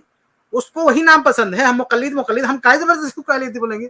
आप कहोगे कि मैं मुकल्लिद हूं, आपको मुकल्लिद का नाम पसंद है, मुझे क्या पड़ी कि मैं आपको अहले हदीस बोलूं? तो आप कह रहे हैं कि आप उनको अहले हदीस क्यों नहीं बोलते? अरे खुद अपने आप को अहले हदीस नहीं बोलते। इमाम अहमद बिन हम्बल रहमतुल्लाह अहलुल हदीस थे, मुजतहिद थे, इसमें कोई शक नहीं, लेकिन उनकी, और अब देखें सारे अइम्मा ने मना फरमाया, कहा कि मेरी तकलीद मत करना, किताब और सुन्नत से जो बात साबित हो जाए उसको ले लेना। तो ये उनका मनहज था, ये उनका तरीका था, वो अहलुल हदीस थे। लेकिन जब उनके मानने वाले इस तरीके से हट जाएंगे, यानी उनके अंदर इज्तिहाद की सलाहियत होगी फिर भी इज्तिहाद नहीं करेंगे और तकलीद के बंधन में बंधे रहेंगे, तो हम उनको कैसे अहले हदीस बोल देंगे? सीन तरावीह ना कहते बल्कि तरवीहतान कहते या तरवीहतैन कहते। क्या कहते? 2 तरवीहें, और इनके बीच में वैसे भी रेस्ट की जरूरत पड़ती नहीं, ठीक है। 4 रकत के बाद इमाम बैठता, बोलते चल भाई आगे जल्दी कर, जाना भी है घर, आया हुआ होगा। पहले से मुफ्ती साहब ने तय कर दिया कि यूट्यूब पे जो बयान आएगा घुमाया हुआ होगा, यूट्यूब पे जो बयान आएगा घुमाया हुआ होगा। भाई सीधी सी बात है, आप कह रहे हैं कि ये लफ्ज 8 रकत पे सादिक नहीं आता, तो मारो लफ्ज को, मारो गोली, क्या उसे चिमटी हुई हो? ये बोलो लफ्ज गलत है ना। अगर 8 रकत तरावी पे सादिक नहीं आता है तो जो असल सुन्नत है उसको हटा दोगे या टाइटल हटा दोगे? भाई अगर नहीं सादिक आता है तो टाइटल लेकर ढो आप, हमें उससे क्या लेना देना?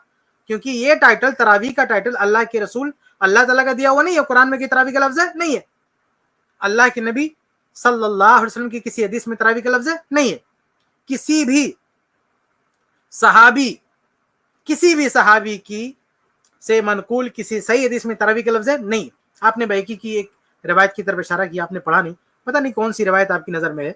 एक रिवायत है मेरी नजर में जिसमें जो है ये तरावी से मिलता जो है एक लफ्ज है, लेकिन वो सनद सही नहीं है। इमाम बैकी रहमतुल्लाह ने नीचे लिखा है कि अगर ये, इमाम बैकी रहमतुल्लाह ने भी इस पर शक का इज़हार किया, कहा कि अगर ये हदीस सही हो तो इसका मतलब यहीं से तरावी का लफ्ज निकला है, लेकिन इमाम बैकी रहमतुल्लाह भी उस लफ्ज को सही नहीं मानते। और उसमें है क्या, उसमें अम्मा आयशा रज़ी अल्लाह तआला अन्हा की वही रवायत है जो 11 रकात की बात करती हैं, तो 11 रकात की बात अम्मा आयशा रज़ी अल्लाह तआला अन्हा ने बयान फरमाई है, और वहीं पे तरावी से मिलता जो लफ्ज है, तो उन्होंने तो अम्मा आयशा रज़ी अल्लाह तआला, अगर उस रवायत को सही माने तो हमारी नजर में तो रवायत सही नहीं है, अगर उस रवायत को सही माने तो अम्मा आयशा रज़ी अल्लाह तआला अन्हा ने तो उसी पे तरावी का लफ्ज जो है बिठा दिया कि वो तरावी है। तो बहरहाल तरावी का लफ्ज ना अल्लाह ताला से, ना कुरान मजीद से साबित है, ना किसी से हदीस से साबित है, ना सहाबे कराम में से किसी सहाबी से साबित है। इसलिए जब ये लफ्ज ही बाद में बना हुआ है, तो अगर ये लफ्ज किसी सुन्नत पर सादिक नहीं आता है तो उससे क्या लेना देना भाई, उस लफ्ज को वहां से हटाओ। अगर उस लफ्ज के मुताबिक कोई चीज नहीं मिल रही है तो जो चीज है असल सुन्नत से साबित है वो असल होगी, ना कि वो लफ्ज। वो लफ्ज अपनी जगह से हटेगा लेकिन असल चीज यानी कुरान और हदीस अपनी जगह से नहीं हिलेगा।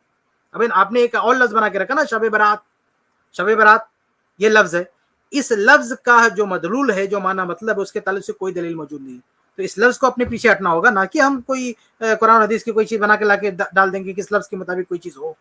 तो शब बारात इस लफ्ज को आपको विड्रा करना होगा अगर इसके मुताबिक कोई चीज नहीं मिल रही है तो, और हकीकत में कुछ भी नहीं है। इसलिए लफ्ज शब बारात आप लाख चिल्लाएं, फला ने कहा, धमाके ने कहा, लेकिन जब उसकी दलील मौजूद है उसकी कोई हैसियत नहीं है।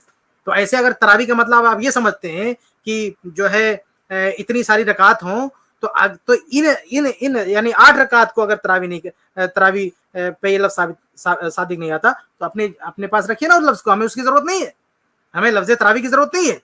जब सहाबा ने हम सहाबा और ताबीन के फहम को मानते हैं, तो सहाबा ने जब उसको लफ्ज को नहीं इस्तेमाल किया तो हमें क्या जरूरत है इस्तेमाल करने की, पहली बात। दूसरी बात यह है कि देखिए खैरुल कुरून में भी कोई नामो निशान नहीं मिलता है कि किसी ने तरावी का लफ्ज इस्तेमाल किया। आप कह रहे हैं कि बहुत सारी रकात पे तरावी का लफ्ज इस्तेमाल होगा, तो भाई जिन लोगों ने 20 नहीं 20 से भी ज्यादा पढ़ी है, 20 नहीं 20 से भी ज्यादा, 40 पढ़ी है लोगों ने, 36 पढ़ी है लोगों ने, बहुत बड़ी तादाद में रकतें पढ़ी है, तो उन लोगों ने उन रकात पे तरावी का लफ्ज इस्तेमाल किया, तो आपने 20 पे कहां से लाके फिट कर दिया? آپ نے کہا کہ یہ جمع ہے بہت زیادہ پہ تراویح کا لفظ صادق ہوگا. اگر یہی بات ہے تو 20 کو بھی تراویح مت بولیے. آپ بولے نا 40 پڑھیں گے تب تراویح پڑھیں گے, 40 پڑھیں گے اس کے بعد تراویح پڑھیں گے. تو جن لوگوں نے بہت زیادہ رکعتیں ایجاد کی, ان لوگوں نے اگر ان رکعتوں کی یعنی اس چیز کو تراویح کا نام دیا ہے تو یہ ان کا مسئلہ ہے. یہ ان کا مسئلہ ہے کہ اس کو تراویح کا نام دیا. اگر آپ 8 رکعت کو قیام, چلو تراویح نہیں بولتے, ٹھیک ہے, آپ قیام اللیل بولو, ہمیں کوئی ضد نہیں کہ آپ اس کو تراویح بولو. آپ اس کو قیام اللیل بولو, ہمیں کوئی ضد نہیں کہ تراویح بولو. یہ دوسری بات. تیسری بات یہ ہے کہ اگر ترویح جو آپ کہہ رہے ہیں کہ 4 رکعت پڑھ کے آرام کرتے تھے, اگر کوئی آرام نہ کرے 4 رکعت پڑھنے کے بعد اگر کوئی آرام نہ کرے تو کیا کہیں گے, وہ تراویح نہیں ہے؟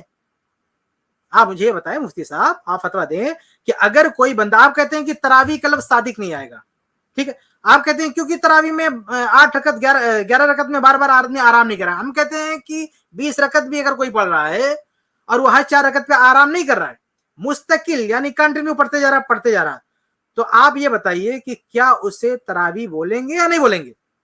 اس نماز کا کیا نام رکھیں گے؟ کیا اس کوئی اور نماز کا نام رکھ دیں گے؟ دیکھیے امام احمد بن حنبل رحمہ اللہ سے یہ پوچھا گیا مسائل ابی داؤد, امام ابو داؤد رحمہ اللہ جو ان کے شاگرد ہیں, ان کی کتاب ہے مسائل ابی داؤد, اس میں انہوں نے پوچھا, وہ کہتے ہیں کہ سمیت احمد, میں نے امام احمد بن حنبل رحمہ اللہ سے سنا کہ سئل عن قوم صلوا فی رمضان 5 تراویح, کہ ہم نے یعنی میں نے سنا کہ امام احمد بن حنبل رحمہ اللہ سے پوچھا گیا کہ کچھ لوگ جو 5 تراویح پڑھتے ہیں یعنی 5 چوک 20 رکعت پڑھتے ہیں یعنی 5 بار آرام کرتے ہیں, تو 5 بار آرام کرتے ہیں, تو 5 بار یعنی 4 پڑھنے کے بعد آرام کرتے ہیں, یعنی 5 تراویح پڑھتے ہیں, لیکن لم یتروحوا بینہم, لیکن وہ یعنی پڑھتے یعنی تراویح کا نام دیا اس کو, لیکن بیچ میں وہ آرام نہیں کرتے ہیں. قال لا باس, کا کوئی حرج کی بات نہیں. یعنی آپ بتائیے کہ اتنی ساری رکعات پڑھتے ہیں لیکن بیچ میں اگر وہ آرام نہ کریں تو کہتے ہیں کوئی مسئلہ نہیں. تو یہ جو بیچ میں آرام کرنے والی بات ہے نا, یعنی 4 رکعت پہ آرام کرنے, کیا یہ قرآن و حدیث میں اس کو لازم کیا گیا کہ آرام کرنا؟ بھائی امام احمد بن حنبل رحمہ اللہ فتویٰ دے رہے ہیں کہ اگر کوئی آرام نہیں بھی کرتا ہے, ان سے پوچھا گیا کہ کوئی اتنی رکعات پڑھتا ہے اور بیچ میں آرام نہیں کرتا تو کوئی مسئلہ؟ کہتے کوئی مسئلہ نہیں. تو آپ دیکھیں کہ وہ نہ رکھا یعنی وہ شخص جو 20 رکعت پڑھ رہا ہے, ہم 8 کی بات نہیں کر رہے ہیں, ہم کہہ رہے ہیں جو 20 رکعت پڑھ رہا ہے, اگر وہ بیچ میں آرام نہ کرے تو کیا اس کی نماز تراویح نہیں ہے؟ کیا اس کو آپ تراویح نہیں کہیں گے؟ اور آگے بڑھیں, ایک اور چیز, یہ جو ہماری کتاب ہے مسنون رکعت تراویح, اس میں ہم نے صفحہ نمبر جو ہے 383 اس پہ میں نے اس شبہے کا جواب دے رکھا ہے. یہ جو آپ نے اٹھایا نا لفظ تراویح, اس میں ہم نے یہ تفصیل دے رکھی ہے کہ اگر مان بھی لیں کہ نہیں جو ہے تراویح ہر حال میں بولنا ہی بولنا ہے, تو جو 11 رکعت پڑھتے ہیں ان پر بھی تراویح کا لفظ صادق ہو سکتا ہے اگر وہ 4 رکعت کے بعد تھوڑا رکتے ہیں. کہ آپ نے کہا کہ جمع میں کم سے کم 3 ہونا چاہیے, بھئی یہ کس نے بتا دیا آپ کو جمع میں کم سے کم 3 ہونا چاہیے؟ اگر 2 ہے, کوئی چیز 2 ہے تو اس پہ بھی جمع کا لفظ آتا ہے. اس پہ بہت ساری تفصیل آپ کو ملے گی میری کتاب میں, لیکن میں صرف ایک مسئلے کی طرف اشارہ کروں گا. سورہ نساء کی آیت نمبر 11 ہے, اللہ تعالیٰ فرماتا ہے فَإِن لَّمْ يَكُن لَّهُ وَلَدٌ وَوَرِثَهُ أَبْوَاهُ فَلِأُمِّهِ الثُّلُثُ فَإِن كَانَ لَهُ إِخْوَةٌ فَلِأُمِّهِ السُّدُسُ. اللہ تعالیٰ یہ فرماتا ہے کہ اگر کسی مرنے والے کے بھائی ہوں, اخوہ مرنے والے کے بھائی ہوں, تو ماں کا حصہ کتنا؟ 1/6. اب مفتی صاحب مجھے آپ فتویٰ دیجئے کہ ایک آدمی مر گیا, یہاں پہ جمع کا لفظ ہے, اخوہ جمع کا لفظ ہے, کہ اگر مرنے والے کے بھائی ہوں گے تو مرنے والے کی ماں کا حصہ کتنا؟ 1/6. اب اگر مرنے والے کے 2 بھائی ہوں, 2, تو ان کی والدہ کا کتنا حصہ ہوگا؟ کیا 1/6 نہیں ہوگا؟ میرے خیال سے کسی بھی چاروں مذہب میں کسی سے بھی جا کے پوچھیں گے, چاروں مذاہب میں اہل حدیث سے یا حنفی سے کسی بھی مفتی سے پوچھیں گے تو وہ کہے گا کہ والدہ کا حصہ 1/6. تو قرآن میں اخوہ کا جمع ہے, تو 2 کے ہونے کی وجہ سے آپ 1/6 حصہ کیسے دیں گے؟ تو پتہ چلا کہ 2 پہ بھی جمع کا اطلاق ہوتا ہے. تو اگر 4 تراویح پڑھ کے کوئی آرام کرتا ہے, پھر 4 پڑھ کے کوئی آرام کرتا ہے, تو اس کو بھی تراویح کہا جائے گا. سمجھ رہے؟ اس کو بھی تراویح کہا جائے گا کیونکہ 2 بار آرام کیا گیا, 2 پہ بھی جمع کا اطلاق ہوتا ہے. اور ایک بات یہ ہے, میں نے ابھی کہا تھوڑی دیر پہلے کہ اگر کوئی 2 پہ بھی نہیں رکتا ہے, یعنی مطلب آرام ہی نہیں کرتا, صرف سے مسلسل پڑھتے جاتا ہے, تو بھی آپ یہ نہیں کہہ سکتے کہ جو ہے وہ تراوی نہیں پڑھ رہا ہے. اور آپ نہ بھی کہیں تب بھی کوئی مسئلہ نہیں, تراوی نہ بولے, قیام رمضان تو بولیں گے نا آپ اس کو قیام رمضان تو بولیں گے نا, تراوی نہ بولیں کوئی دقت نہیں. تو یہ جو لفظ سے آپ نے ثابت کرنے کی کوشش کی ہے اس کی کوئی حیثیت نہیں. اس لفظ سے اگر بہت زیادہ یعنی اگر آپ کی بات مان بھی لیں, حالانکہ میں نے قرآن سے مثال دے دیا کہ دو پہ بھی جمع کا اطلاق ہوتا ہے, جمع کا لفظ ہے جیسے اخوا آیا ہے دو پہ, لیکن چلو اگر ہم آپ کی بات مان بھی لیتے ہیں کہ دو پہ جمع نہیں کہہ سکتے, تو زیادہ بات کیا ہوگی, یہ ہوگی کہ بعد میں جب لوگوں نے یعنی 11 رکعت سے زیادہ پڑھنا شروع کیا, یعنی بہت زیادہ پڑھنا شروع کیا 11 رکعت سے زیادہ, تو ان کو آرام کرنے کی ضرورت محسوس ہوئی, تو ان لوگوں نے اس کا نام تراوی رکھا. تو یہ وہی نماز ہے جس کی اصل 11 ہے, بعد میں جب اس میں اضافہ کیا گیا تو اس اضافے کی وجہ سے یہ ٹائٹل بنا. تو جب اس بعد میں اس کا کسی وجہ سے اس کا ٹائٹل بنا, تو اب اس پوری نماز کو جو اصل نام قیام رمضان تھا اس کا نام لوگوں نے تراوی رکھ دیا. تو یہ لوگوں کا جو دیا ہوا نام ہے, اس نام سے مسئلہ ثابت نہیں ہوتا, اس نام سے شرعی مسئلہ ثابت نہیں ہوتا. تو بہرحال خلاصہ یہ کہ یہ جو لفظ تراویح سے آپ نے ثابت کرنے کی کوشش کی ہے اور آپ سمجھتے کسی نے اس کا جواب نہیں دیا, آپ اہل حدیث کی کوئی بھی کتاب اٹھا کے دیکھیں, میرے خیال سے ہر کتاب میں اس چیز کی وضاحت موجود ہے کہ لفظ تراویح سے جو ہے یہ مسئلہ ثابت ہونے والا نہیں. آپ اپنی ہماری طرف سے کتاب نہیں, بھی دیکھ سکتے ہیں, اس میں بھی پوری تفصیل موجود ہے, میں نے تھوڑی سی وضاحت آپ کے سامنے رکھی ہے. وہ مجھے کہہ رہے تھے نا اس بحث میں, مال ہم پورے طور پر تراویح کا لفظ اس پہ صادق نہیں آئے گا. بات آ رہی ہے سمجھ میں کہ نہیں آ رہی ہے؟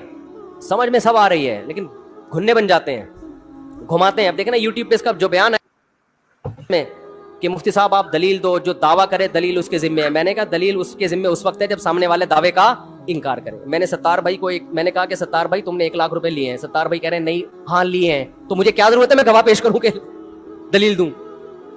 وہ مان رہا ہے, تو یہ سب مانتے ہیں. کون مان رہا ہے؟ یہ تو مفتی صاحب کہہ رہے ہیں, مفتی صاحب یہ کہہ رہے ہیں نا کہ سب مان رہے ہیں. کیا مان رہے ہیں بھائی؟ کہہ رہے ہیں ہمیں دلیل دینے کی ضرورت نہیں ہے. کیوں نہیں ضرورت؟ ہم یہ نہیں مانتے کہ تراویح کا لفظ قرآن میں ہے, ہم یہ نہیں مانتے کہ تراویح کا لفظ حدیث میں ہے, ہم یہ نہیں مانتے کہ تراویح کا لفظ کسی صحابی نے جو ہے استعمال کیا. اس لیے بعد کے لوگوں نے استعمال کیا ہے تو وہ جانے, ان کا کام جانے. ہم یہ نہیں مانتے کہ اگر حدیث میں قرآن میں استعمال ہوتا تراویح کا لفظ, اگر حدیث میں تراویح کا لفظ آیا ہوتا, اگر صحابہ کرام رضی اللہ تعالیٰ عنہم کے زبان پہ تراویح کا لفظ آیا ہوتا تو سب آپ یہ استدلال کرتے, تب اس طرح کی باتیں کرتے. لیکن اس طرح کی باتیں بعد کے لوگوں نے کی, اور بعد کے لوگوں نے پڑھایا 20, ہم کا انکار کرتے. بعد کے لوگوں نے 20 پڑھا ہے, 40 پڑھا ہے, اس سے زیادہ پڑھا ہے. تو جن لوگوں نے 40 پڑھا, 20 پڑھا, ان لوگوں نے تراویح کا نام دیا, تو اس سے ہم کو کیا لینے دینا. لیکن اللہ کے نبی نے یہ نام نہیں دیا ہے, صحابہ نے یہ نام دے دیا. تو آپ یہ نا, آپ اگر یہ سمجھتے کہ سامنے والا تسلیم کر رہا ہے, سامنے والا یہ تسلیم کر رہا ہے کہ بعد کے لوگوں نے یہ نام دیا ہے. سامنے والا یہ تسلیم نہیں کر رہا ہے کہ اللہ اس کے رسول نے یہ نام دیا ہے یا صحابہ نے یہ نام دیا ہے. صحابہ کے اقوال میں, احادیث میں قیام کا لفظ آئے گا, صلاۃ اللیل, قیام اللیل, اس طرح کی باتیں آئیں گی. قیام کا لفظ آئے گی, قامہ کا لفظ آئے گا, صلاۃ کا لفظ آئے گا, صلاۃ اللیل کا لفظ آئے گا, لیکن تراویح کا لفظ نہیں آئے گا. تراویح کا لفظ یہ بعد کے لوگوں کا دیا ہوا ہے, اور بعد کے لوگوں نے یہ لفظ دیا ہے, اور بعد کے لوگوں نے جو ہے 20 رکعت تراویح کو بھی تراویح کہا ہے, 40 رکعت تراویح کو بھی تراویح کہا ہے. اور اگر بیچ میں ترویحہ نہیں ہوتا ہے, آپ کہہ رہے نا ترویحہ صادق نہیں آگا, ارے بھائی ابھی امام احمد بن حنبل رحمہ اللہ کا قول میں پیش کر چکا کہ اگر کوئی بیٹھتا ہی نہیں ہے, اگر کوئی آرام نہیں کرتا ہے, تو بھی اس کو جو ہے تراویح کا نام دیا جاتا ہے. تو ایک بار جب اس کا بعض لوگوں نے یہ ٹائٹل دے دیا, تراویح کا لفظ دے دیا, تو جس وجہ سے دیا ہے وہ وجہ نہیں بھی پائی جاتی تو بھی تراویح کا نام دیا جا رہا ہے. بیچ میں کوئی بیٹھ کے آرام نہیں کر رہا ہے تو بھی تراویح کا نام دیا جا رہا ہے. تو اگر 11 رکعت پہ اگر ہم مان بھی لیں کہ 11 رکعت پہ یہ لفظ ثابت نہیں آتا ہے, چونکہ اسی میں آپ نے بڑھا دیا رکعتیں, تو آپ نے اس کو تراویح بولا, اس لیے اس نماز کو بھی تراویح کہا جائے گا. جیسے 20 رکعت کو اگر کوئی بیچ میں نہیں بیٹھتا ہے, کنٹینیو پڑھتا ہے, تو کیا اس کا نام تراویح نہیں کہیں گے؟ تو اگر اس میں صرف چونکہ اس نماز کا نام علماء نے ٹائٹل دے دیا, تو اب اس کی رکعتیں گھٹائیں یا بڑھائیں, بیچ میں بیٹھیں یا نہ بیٹھیں, باہر صورت اس کا نام تراویح رہے گا. میں امام احمد بن حنبل رحمہ اللہ کا قول پیش کر چکا ہوں کہ اگر کوئی ترویحہ نہیں کرتا ہے, آرام نہیں کرتا ہے, تو بھی کوئی مسئلہ نہیں ہے, اور پھر اسی سوال و جواب میں اس کا نام تراویح رکھا گیا. اور امام بخاری رحمہ اللہ, انہوں نے تو صلاۃ التراویح کا چیپٹر قائم کیا نا, اور رکعتیں کتنی بتائی ہیں؟ 11. تو امام بخاری رحمہ اللہ نے بھی 11 رکعت پہ تراویح کا لفظ کا اطلاق کیا ہے, 11 پہ. تو اب بعد کے لوگ کہتے رہے, آپ جو ہے فتویٰ دیتے رہے کہ تراویح کا لفظ ثابت نہیں آئے گا، یا آپ کی نظر میں ثابت نہیں آئے گا، امام بخاری کی نظر میں تو ہو گیا نا ثابت. امام بخاری، اور میں شروع میں کہہ چکا ہوں کہ امام بخاری رحمہ اللہ کو ابن حجر رحمہ اللہ نے کیا کہا؟ امام الدنیا فی فقہ الحدیث. تو جو پوری دنیا میں فقہ الحدیث کے امام ہیں وہ 11 رکعت قیام اللیل کو تراویح کا نام دے رہے ہیں. اب آج کے 1400 سال کے بعد کا کوئی مفتی یہ کہیں گے تراویح کا لفظ صادق نہیں آتا ہے، وہ بولتا رہے، ہم کو کیا لینے دینا. وہ بولتا رہے، 1400 سال کے بعد کا کوئی مفتی بولتا ہے کہ 11 رکعات پہ تراویح کا لفظ صادق نہیں آتا، اس کے بولنے سے کیا فرق پڑتا ہے؟ اگر امام الدنیا فی فقہ الحدیث امام بخاری رحمہ اللہ نے تراویح کا لفظ بول دیا ہے 11 رکعات پہ، تو اس کے بولنے سے کیا فرق پڑتا ہے؟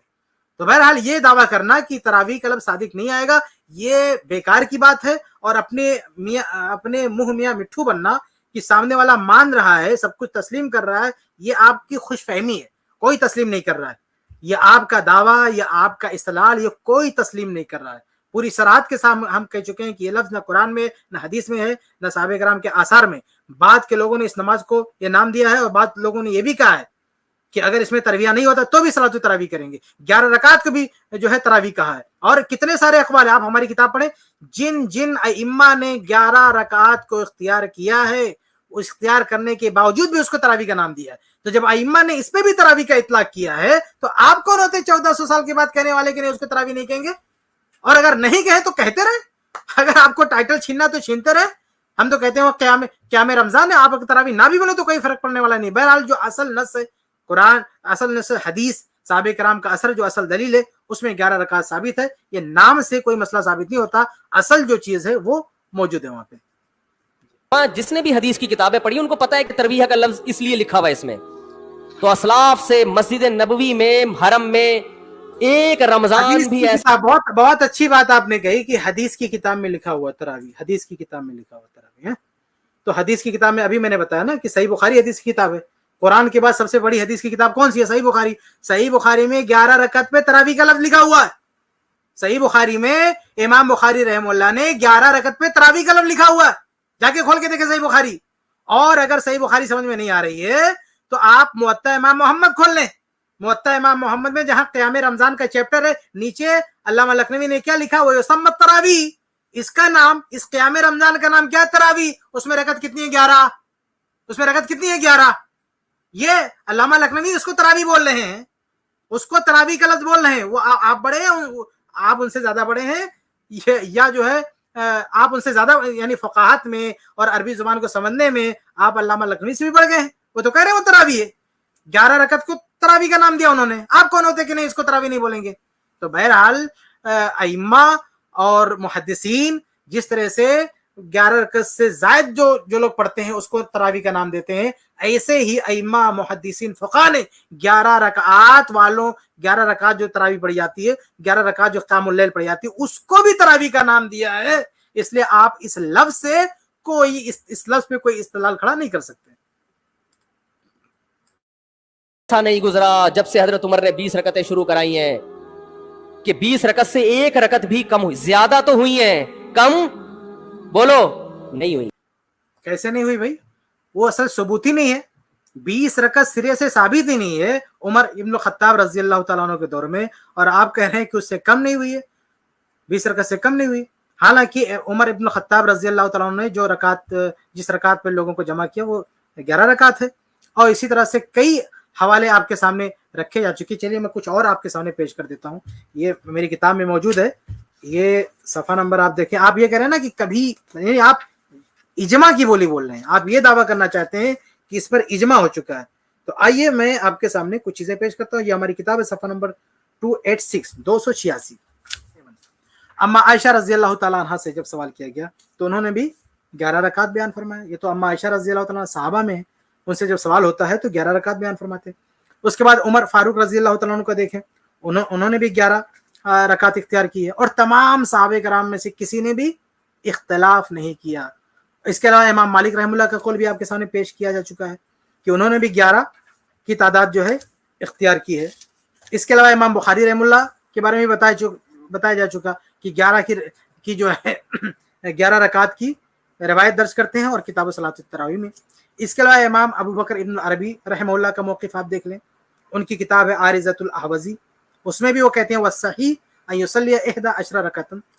सलात नबी वसल्लम व क़ियाम कि सही बात यह है कि 11 रकात पढ़ी जाए, व अम्मा गैर ज़ालिका मिनल आदात, और 11 से ज्यादा जो अदद है, फला अस्ल लहू, उसकी कोई असल नहीं है। और इसी तरह से इमाम अबू बकर, इमाम अबुल अब्बास अल-कुर्तुबी रहमहुल्लाह का मौक़िफ़ है, उनकी किताब है अल-मुफ़हिम, उसमें वो लिखते हैं वक़ाल कसीर मिन अहलिल इल्म, आप कहते हैं कोई नहीं, आप क्या करें कि कोई भी नहीं है। और इमाम कुर्तुबी क्या फरमाते हैं, वक़ाल कसीर मिन अहलिल इल्म, कहते हैं कि अहले इल्म की एक कसीर तादाद ने, एक बड़ी तादाद ने कहा है कि कितनी तादाद है, 11 रकअतन, कि 11 रकात। आप कहते हैं कोई नहीं है, या कह रहे कि बहुत सारे हैं जो 11 रकात कहते हैं। अखज़म बिहदीसी आइशा रज़ियल्लाहु अन्हा, हम आयशा रज़ियल्लाहु तआला अन्हा की जो हदीस है उस पे जो है अमल करते हुए। इसकी तरह बल्कि खुद जो हनफी उलमा हैं, अहनाफ हैं, उनमें से बहुत सारे लोगों ने इस बात को तस्लीम करके रखा है कि तरावी असल जो सुन्नत है अल्लाह के नबी सल्लल्लाहु अलैहि वसल्लम की, वो 11 रकात। हमारी इसी किताब में सफ़ा नंबर 293 से सफ़ा नंबर आप 297 देखेंगे, बड़ी तफसील है, इसमें सारे अहनाफ के नाम हमने गिना रखे हैं। ये हनफी उलमा है, ये सब ने इस बात को तस्लीम किया है कि 11 रकात ही ये सुन्नत है, और 20 रकात वाली हदीस ज़ईफ़ है। इसलिए जो आपने ये कहा कोई नहीं, ऐसा नहीं है। कसीर मिन अहलिल इल्म, जिनको आप कोई नहीं बोलते ना, उलमा कहते हैं वो बहुत सारे लोग हैं। ये तो आपका दावा है कि कोई नहीं है, लेकिन जो अहले इल्म है वो कहते हैं बहुत सारे लोग हैं, इसलिए आपका दावा बेदलील है, उसकी कोई हैसियत नहीं, चाहे वो सऊदी हो। बिल्कुल बिल्कुल बिल्कुल। देखिए, आप ये कहना चाहते हैं कि कुरान और हदीस को तो मानो, लेकिन वो जो 15वीं सदी के मुस्तहिदीन तशरीह करें वो मत मानो। हम भी कहते हैं मुफ्ती साहब कहाँ के, 15वीं सदी के, इनकी तशरीह मत मानो। आपकी बात को आप ही पे फिट करता हूँ। आप कहते हैं कि 15वीं सदी के मुस्तहिदीन की बात मत मानो, इस बारे में हम आपसे मुत्तफिक हैं कि 15वीं सदी के मुस्तहिदीन की बात मत माने, चाहे वो इज्तिहाद करने वाला हनफी हो चाहे अहले हदीस हो। अब पीछे जाना है, कहाँ पीछे जाना है? आप कहते हैं अइम्मे मुस्तहिदीन, आप कहाँ पीछे ले जाते हैं? आप ले जाते हैं इमाम हनीफा रहमतुल्लाह तक, हम कहते हैं और पीछे ले जाओ, सहाबे कराम रज़ियल्लाहु अन्हुम तक, हम कहते हैं और पीछे ले जाओ, उमर इब्न खत्ताब रज़ियल्लाहु तआला अन्हु। आप इमाम हनीफा रहमतुल्लाह पे क्यों रोक रहे हैं? अगर अइम्मे मुस्तहिदीन की बात करते तो क्या सहाबा मुस्तहिद नहीं थे? क्या खुलफाए राशिदीन मुस्तहिदीन नहीं थे? तो अगर मुस्तहिदीन तक ले जाना है तो आप पीछे ले जाओ। हम तो भाई आपसे भी पीछे ले जाते, आप तो इमाम अबू हनीफा रहमतुल्लाह पर जाके रुक जाते हैं, हम कहते हैं उनसे भी ऊपर जाओ। और अगर इज्तिहाद लेना है तो सहाबे कराम का इज्तिहाद लो, सहाबे कराम का मुत्तफक अलैह इज्तिहाद, वो इज्तिहाद जिस पर किसी का कोई इख्तिलाफ नहीं है, वो लो। तो अगर सहाबे कराम के ऐसे इज्तिहादात हैं जिनसे किसी का इख्तिलाफ साबित नहीं है, हम कहते हैं उसको लो। तो ये जो आप कह रहे हो कि 15वीं सदी का नहीं लेना है, चलो हम इसमें आपके साथ हो गई, फिर किसका लेना है? अइम्मे मुस्तहिदीन का 500 साल पहले लोगों का लेना है, 600 साल पहले के लोगों को लेना है? जब आप कहते हो कि 15वीं सदी, तो 15वीं सदी से ऊपर, यानी अगर 15वीं सदी के बाद, यानी 15वीं सदी वालों का इज्तिहाद नहीं लेना है, तो 15वीं सदी से बिल्कुल ऊपर चले जाओ, यानी इससे सहाबे कराम का दौर है, तो उस दौर का जो इज्तिहाद है, उस दौर के लोगों का, सहाबे कराम का जो अमल है, उनका जो फतवा है, उनकी जो सुन्नत है, उसको ले लो। हम कहाँ कहते हैं कि 15वीं सदी की किसी मौलवी का फतवा ले लो? हम तो कहते हैं सहाबे कराम रज़ियल्लाहु तआला अन्हुम का जो फतवा वो ले लो, उमर इब्न खत्ताब रज़ियल्लाहु तआला अन्हु का जो फतवा है वो ले लो। तो हम आज के मुस्तहिदीन की तरफ नहीं बुला रहे हैं, हम सहाबे कराम रज़ियल्लाहु तआला अन्हुम के इज्तिहाद, उनके अमल, उनकी सुन्नत की तरफ बुला रहे हैं, इसीलिए हम अपने आप को सलफी कहते हैं। तो आप ये लोगों को सिखा रहे हैं ना कि 15वीं सदी के लोगों का इज्तिहाद मत लेना। अरे भाई, हम तो इसीलिए अपने लक़ब में सलफी बोलते हैं कि हम सलफी हैं, ताकि सबको पता चल जाए कि हम आज के मुस्तहिदीन का नहीं लेते, हम जो सहाबे कराम के जो मुस्तहिदीन है वहां से हम अखज़ करते हैं, उनके इज्तिहाद को हम तरजीह देते हैं। लोग कहते हैं सऊदी अरब में 8 रकअतें हर जगह हो रही हैं, सऊदी अरब में आज हो रही हैं, 100 साल पहले के सऊदी अरब में 8 रकअतें कहीं भी नहीं होती थी। तो ये कोई सऊदियों का कलमा थोड़ी हमने पढ़ा है कि जो सऊदी अरब में तो बहुत से लोगों की दाढ़ियां नहीं होती। बिल्कुल बिल्कुल। देखिए सऊदी का कलमा आपने नहीं पढ़ा है, तो हमने क्या जो है ये मुक़ल्लिदीन का इम्मा का कलमा पढ़ा है? हमने कलमा किसका पढ़ा आपने? सऊदी लोगों का कलमा आपने नहीं पढ़ा। फिर किसका कलमा पढ़ा आपने? इमाम हनीफा रहमतुल्लाह का कलमा पढ़ा आपने, इमाम शाफी रहमतुल्लाह का कलमा आपने पढ़ा है, अइम्मे मुस्तहिदीन का कलमा आपने पढ़ा है, आपने ला इलाहा इल्लल्लाह मुहम्मद रसूलुल्लाह पढ़ा ना। अल्लाह की बात मानो, अल्लाह के रसूल सल्लल्लाहु अलैहि वसल्लम की बात मानो, और इन दोनों की समझ अगर लेना है तो सबसे पहले नबी के शागिर्द सहाबे कराम उनकी लो। तो वही बात तो हम तरावी के मसले में भी कह रहे हैं कि हमने कलमा नबी का पढ़ा है, अल्लाह के फजल करम से नबी सल्लल्लाहु अलैहि वसल्लम से सिर्फ 11 रकात साबित है, उससे ज्यादा कुछ भी साबित नहीं है। और अगर फहम की बात करें تو صحابہ کرام سے بہتر فہم کس کا ہو سکتا ہے؟ اور عمر ابن الخطاب رضی اللہ تعالیٰ نے 11 رکعت ہی پر سب کو جمع کیا، اس کے خلاف کسی بھی صحابی نے کوئی اعتراض نہیں کیا، نہ اس کے برخلاف کسی صحابی کی کوئی صحیح سند سے روایت موجود ہے۔ اس لیے ہم بھی کہتے ہیں کلمہ لوگوں کا مت پڑھو، کلمہ نبی کا پڑھو، نبی نے جو سکھایا ان کا کلمہ پڑھو، اور نبی کے صحابہ نے جو سمجھا ہے ویسے سمجھو۔ مطلب داڑھی کا انکار کر دو گے آپ؟ تو ہم نے فالو کرنا ہے امام مالک کو، امام احمد بن حنبل کو، امام شافعی کو، یہ بڑے بڑے محدثین تھے، مجتہدین تھے، خلفائے راشدین کو۔ صحابہ کرام کیوں بول رہے ہیں؟ صحابہ کرام کا نام کیوں نہیں لے رہے ہیں؟ آپ امام مالک کو فالو کریں، کہاں امام مالک کو فالو کر رہے ہیں آپ یہ کہہ رہے ہیں کہ کئی سالوں تک یہاں پہ تراویح ہو رہی تھی، آپ اس کا حوالہ دے رہے ہیں کہ مکہ میں کئی سالوں تک یہاں پہ کئی باتیں دیکھیے آپ گول کر رہے ہیں۔ پہلی بات تو کیا یہ حرمین میں 20 رکعت تراویح ہو رہی تھی؟ بھائی پہلے جو ہو رہی تھی وہ تو 20 سے بھی زیادہ ہو رہی تھی، تو آپ 20 پہ کیوں اٹک گئے؟ 20 کو پر کیوں جم گئے آپ؟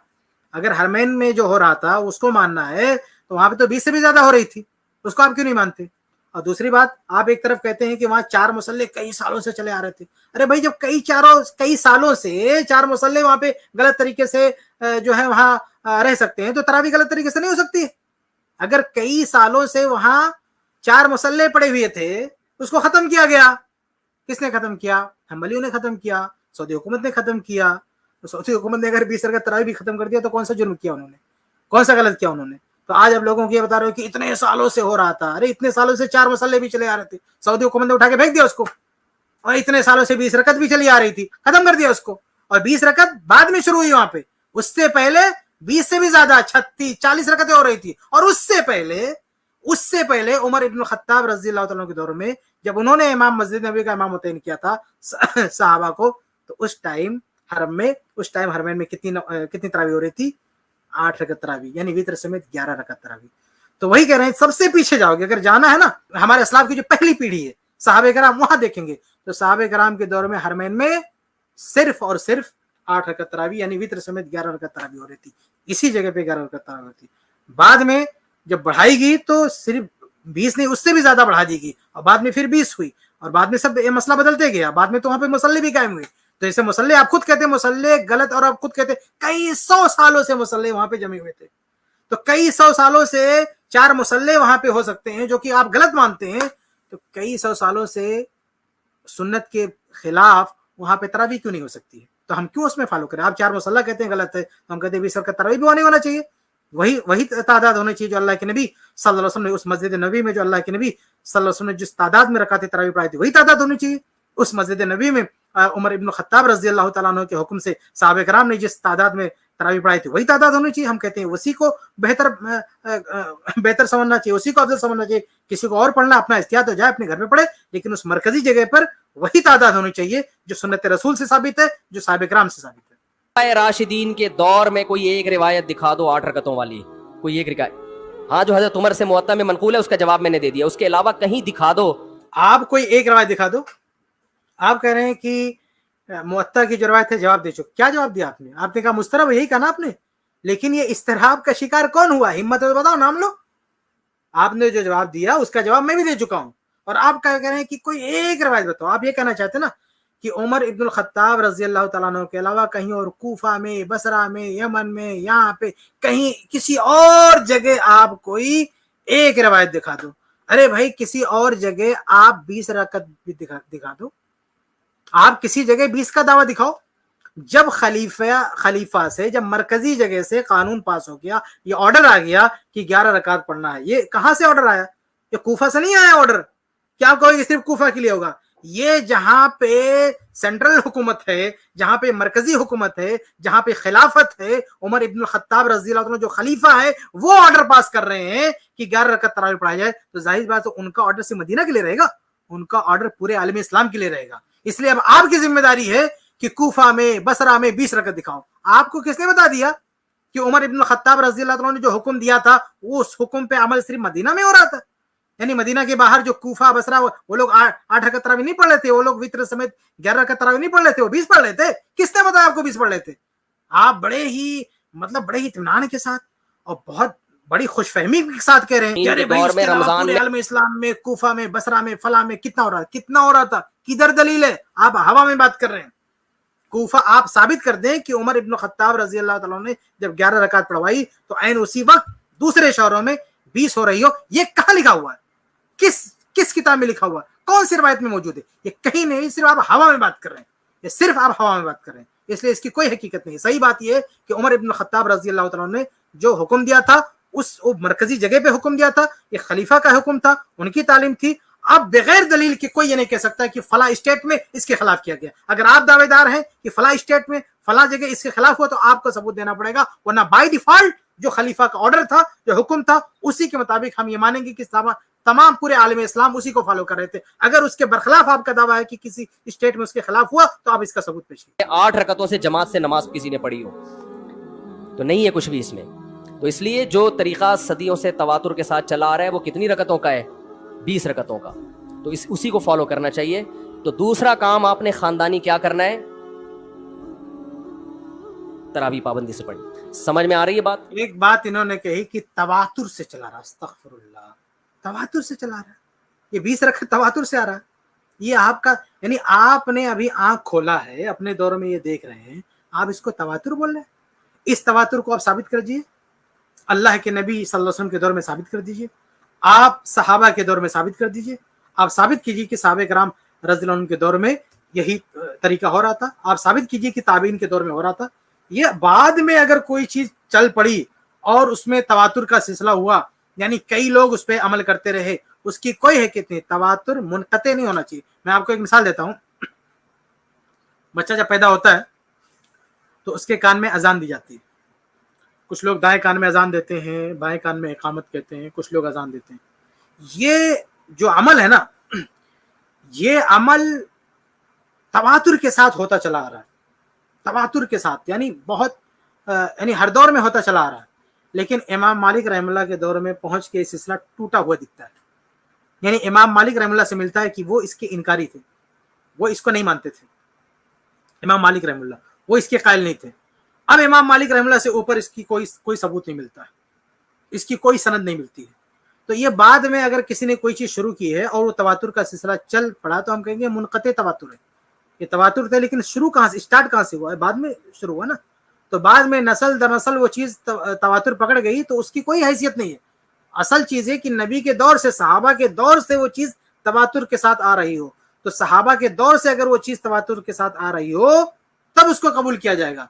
लेकिन अगर सहाबा के बाद में कोई चीज शुरू हुई और फिर वो तवातुर के साथ जा रही है तो उसका कोई एतबार नहीं होगा। जैसे पैदा होने वाले नौमौलूद के कान में अजान देने का मसला है।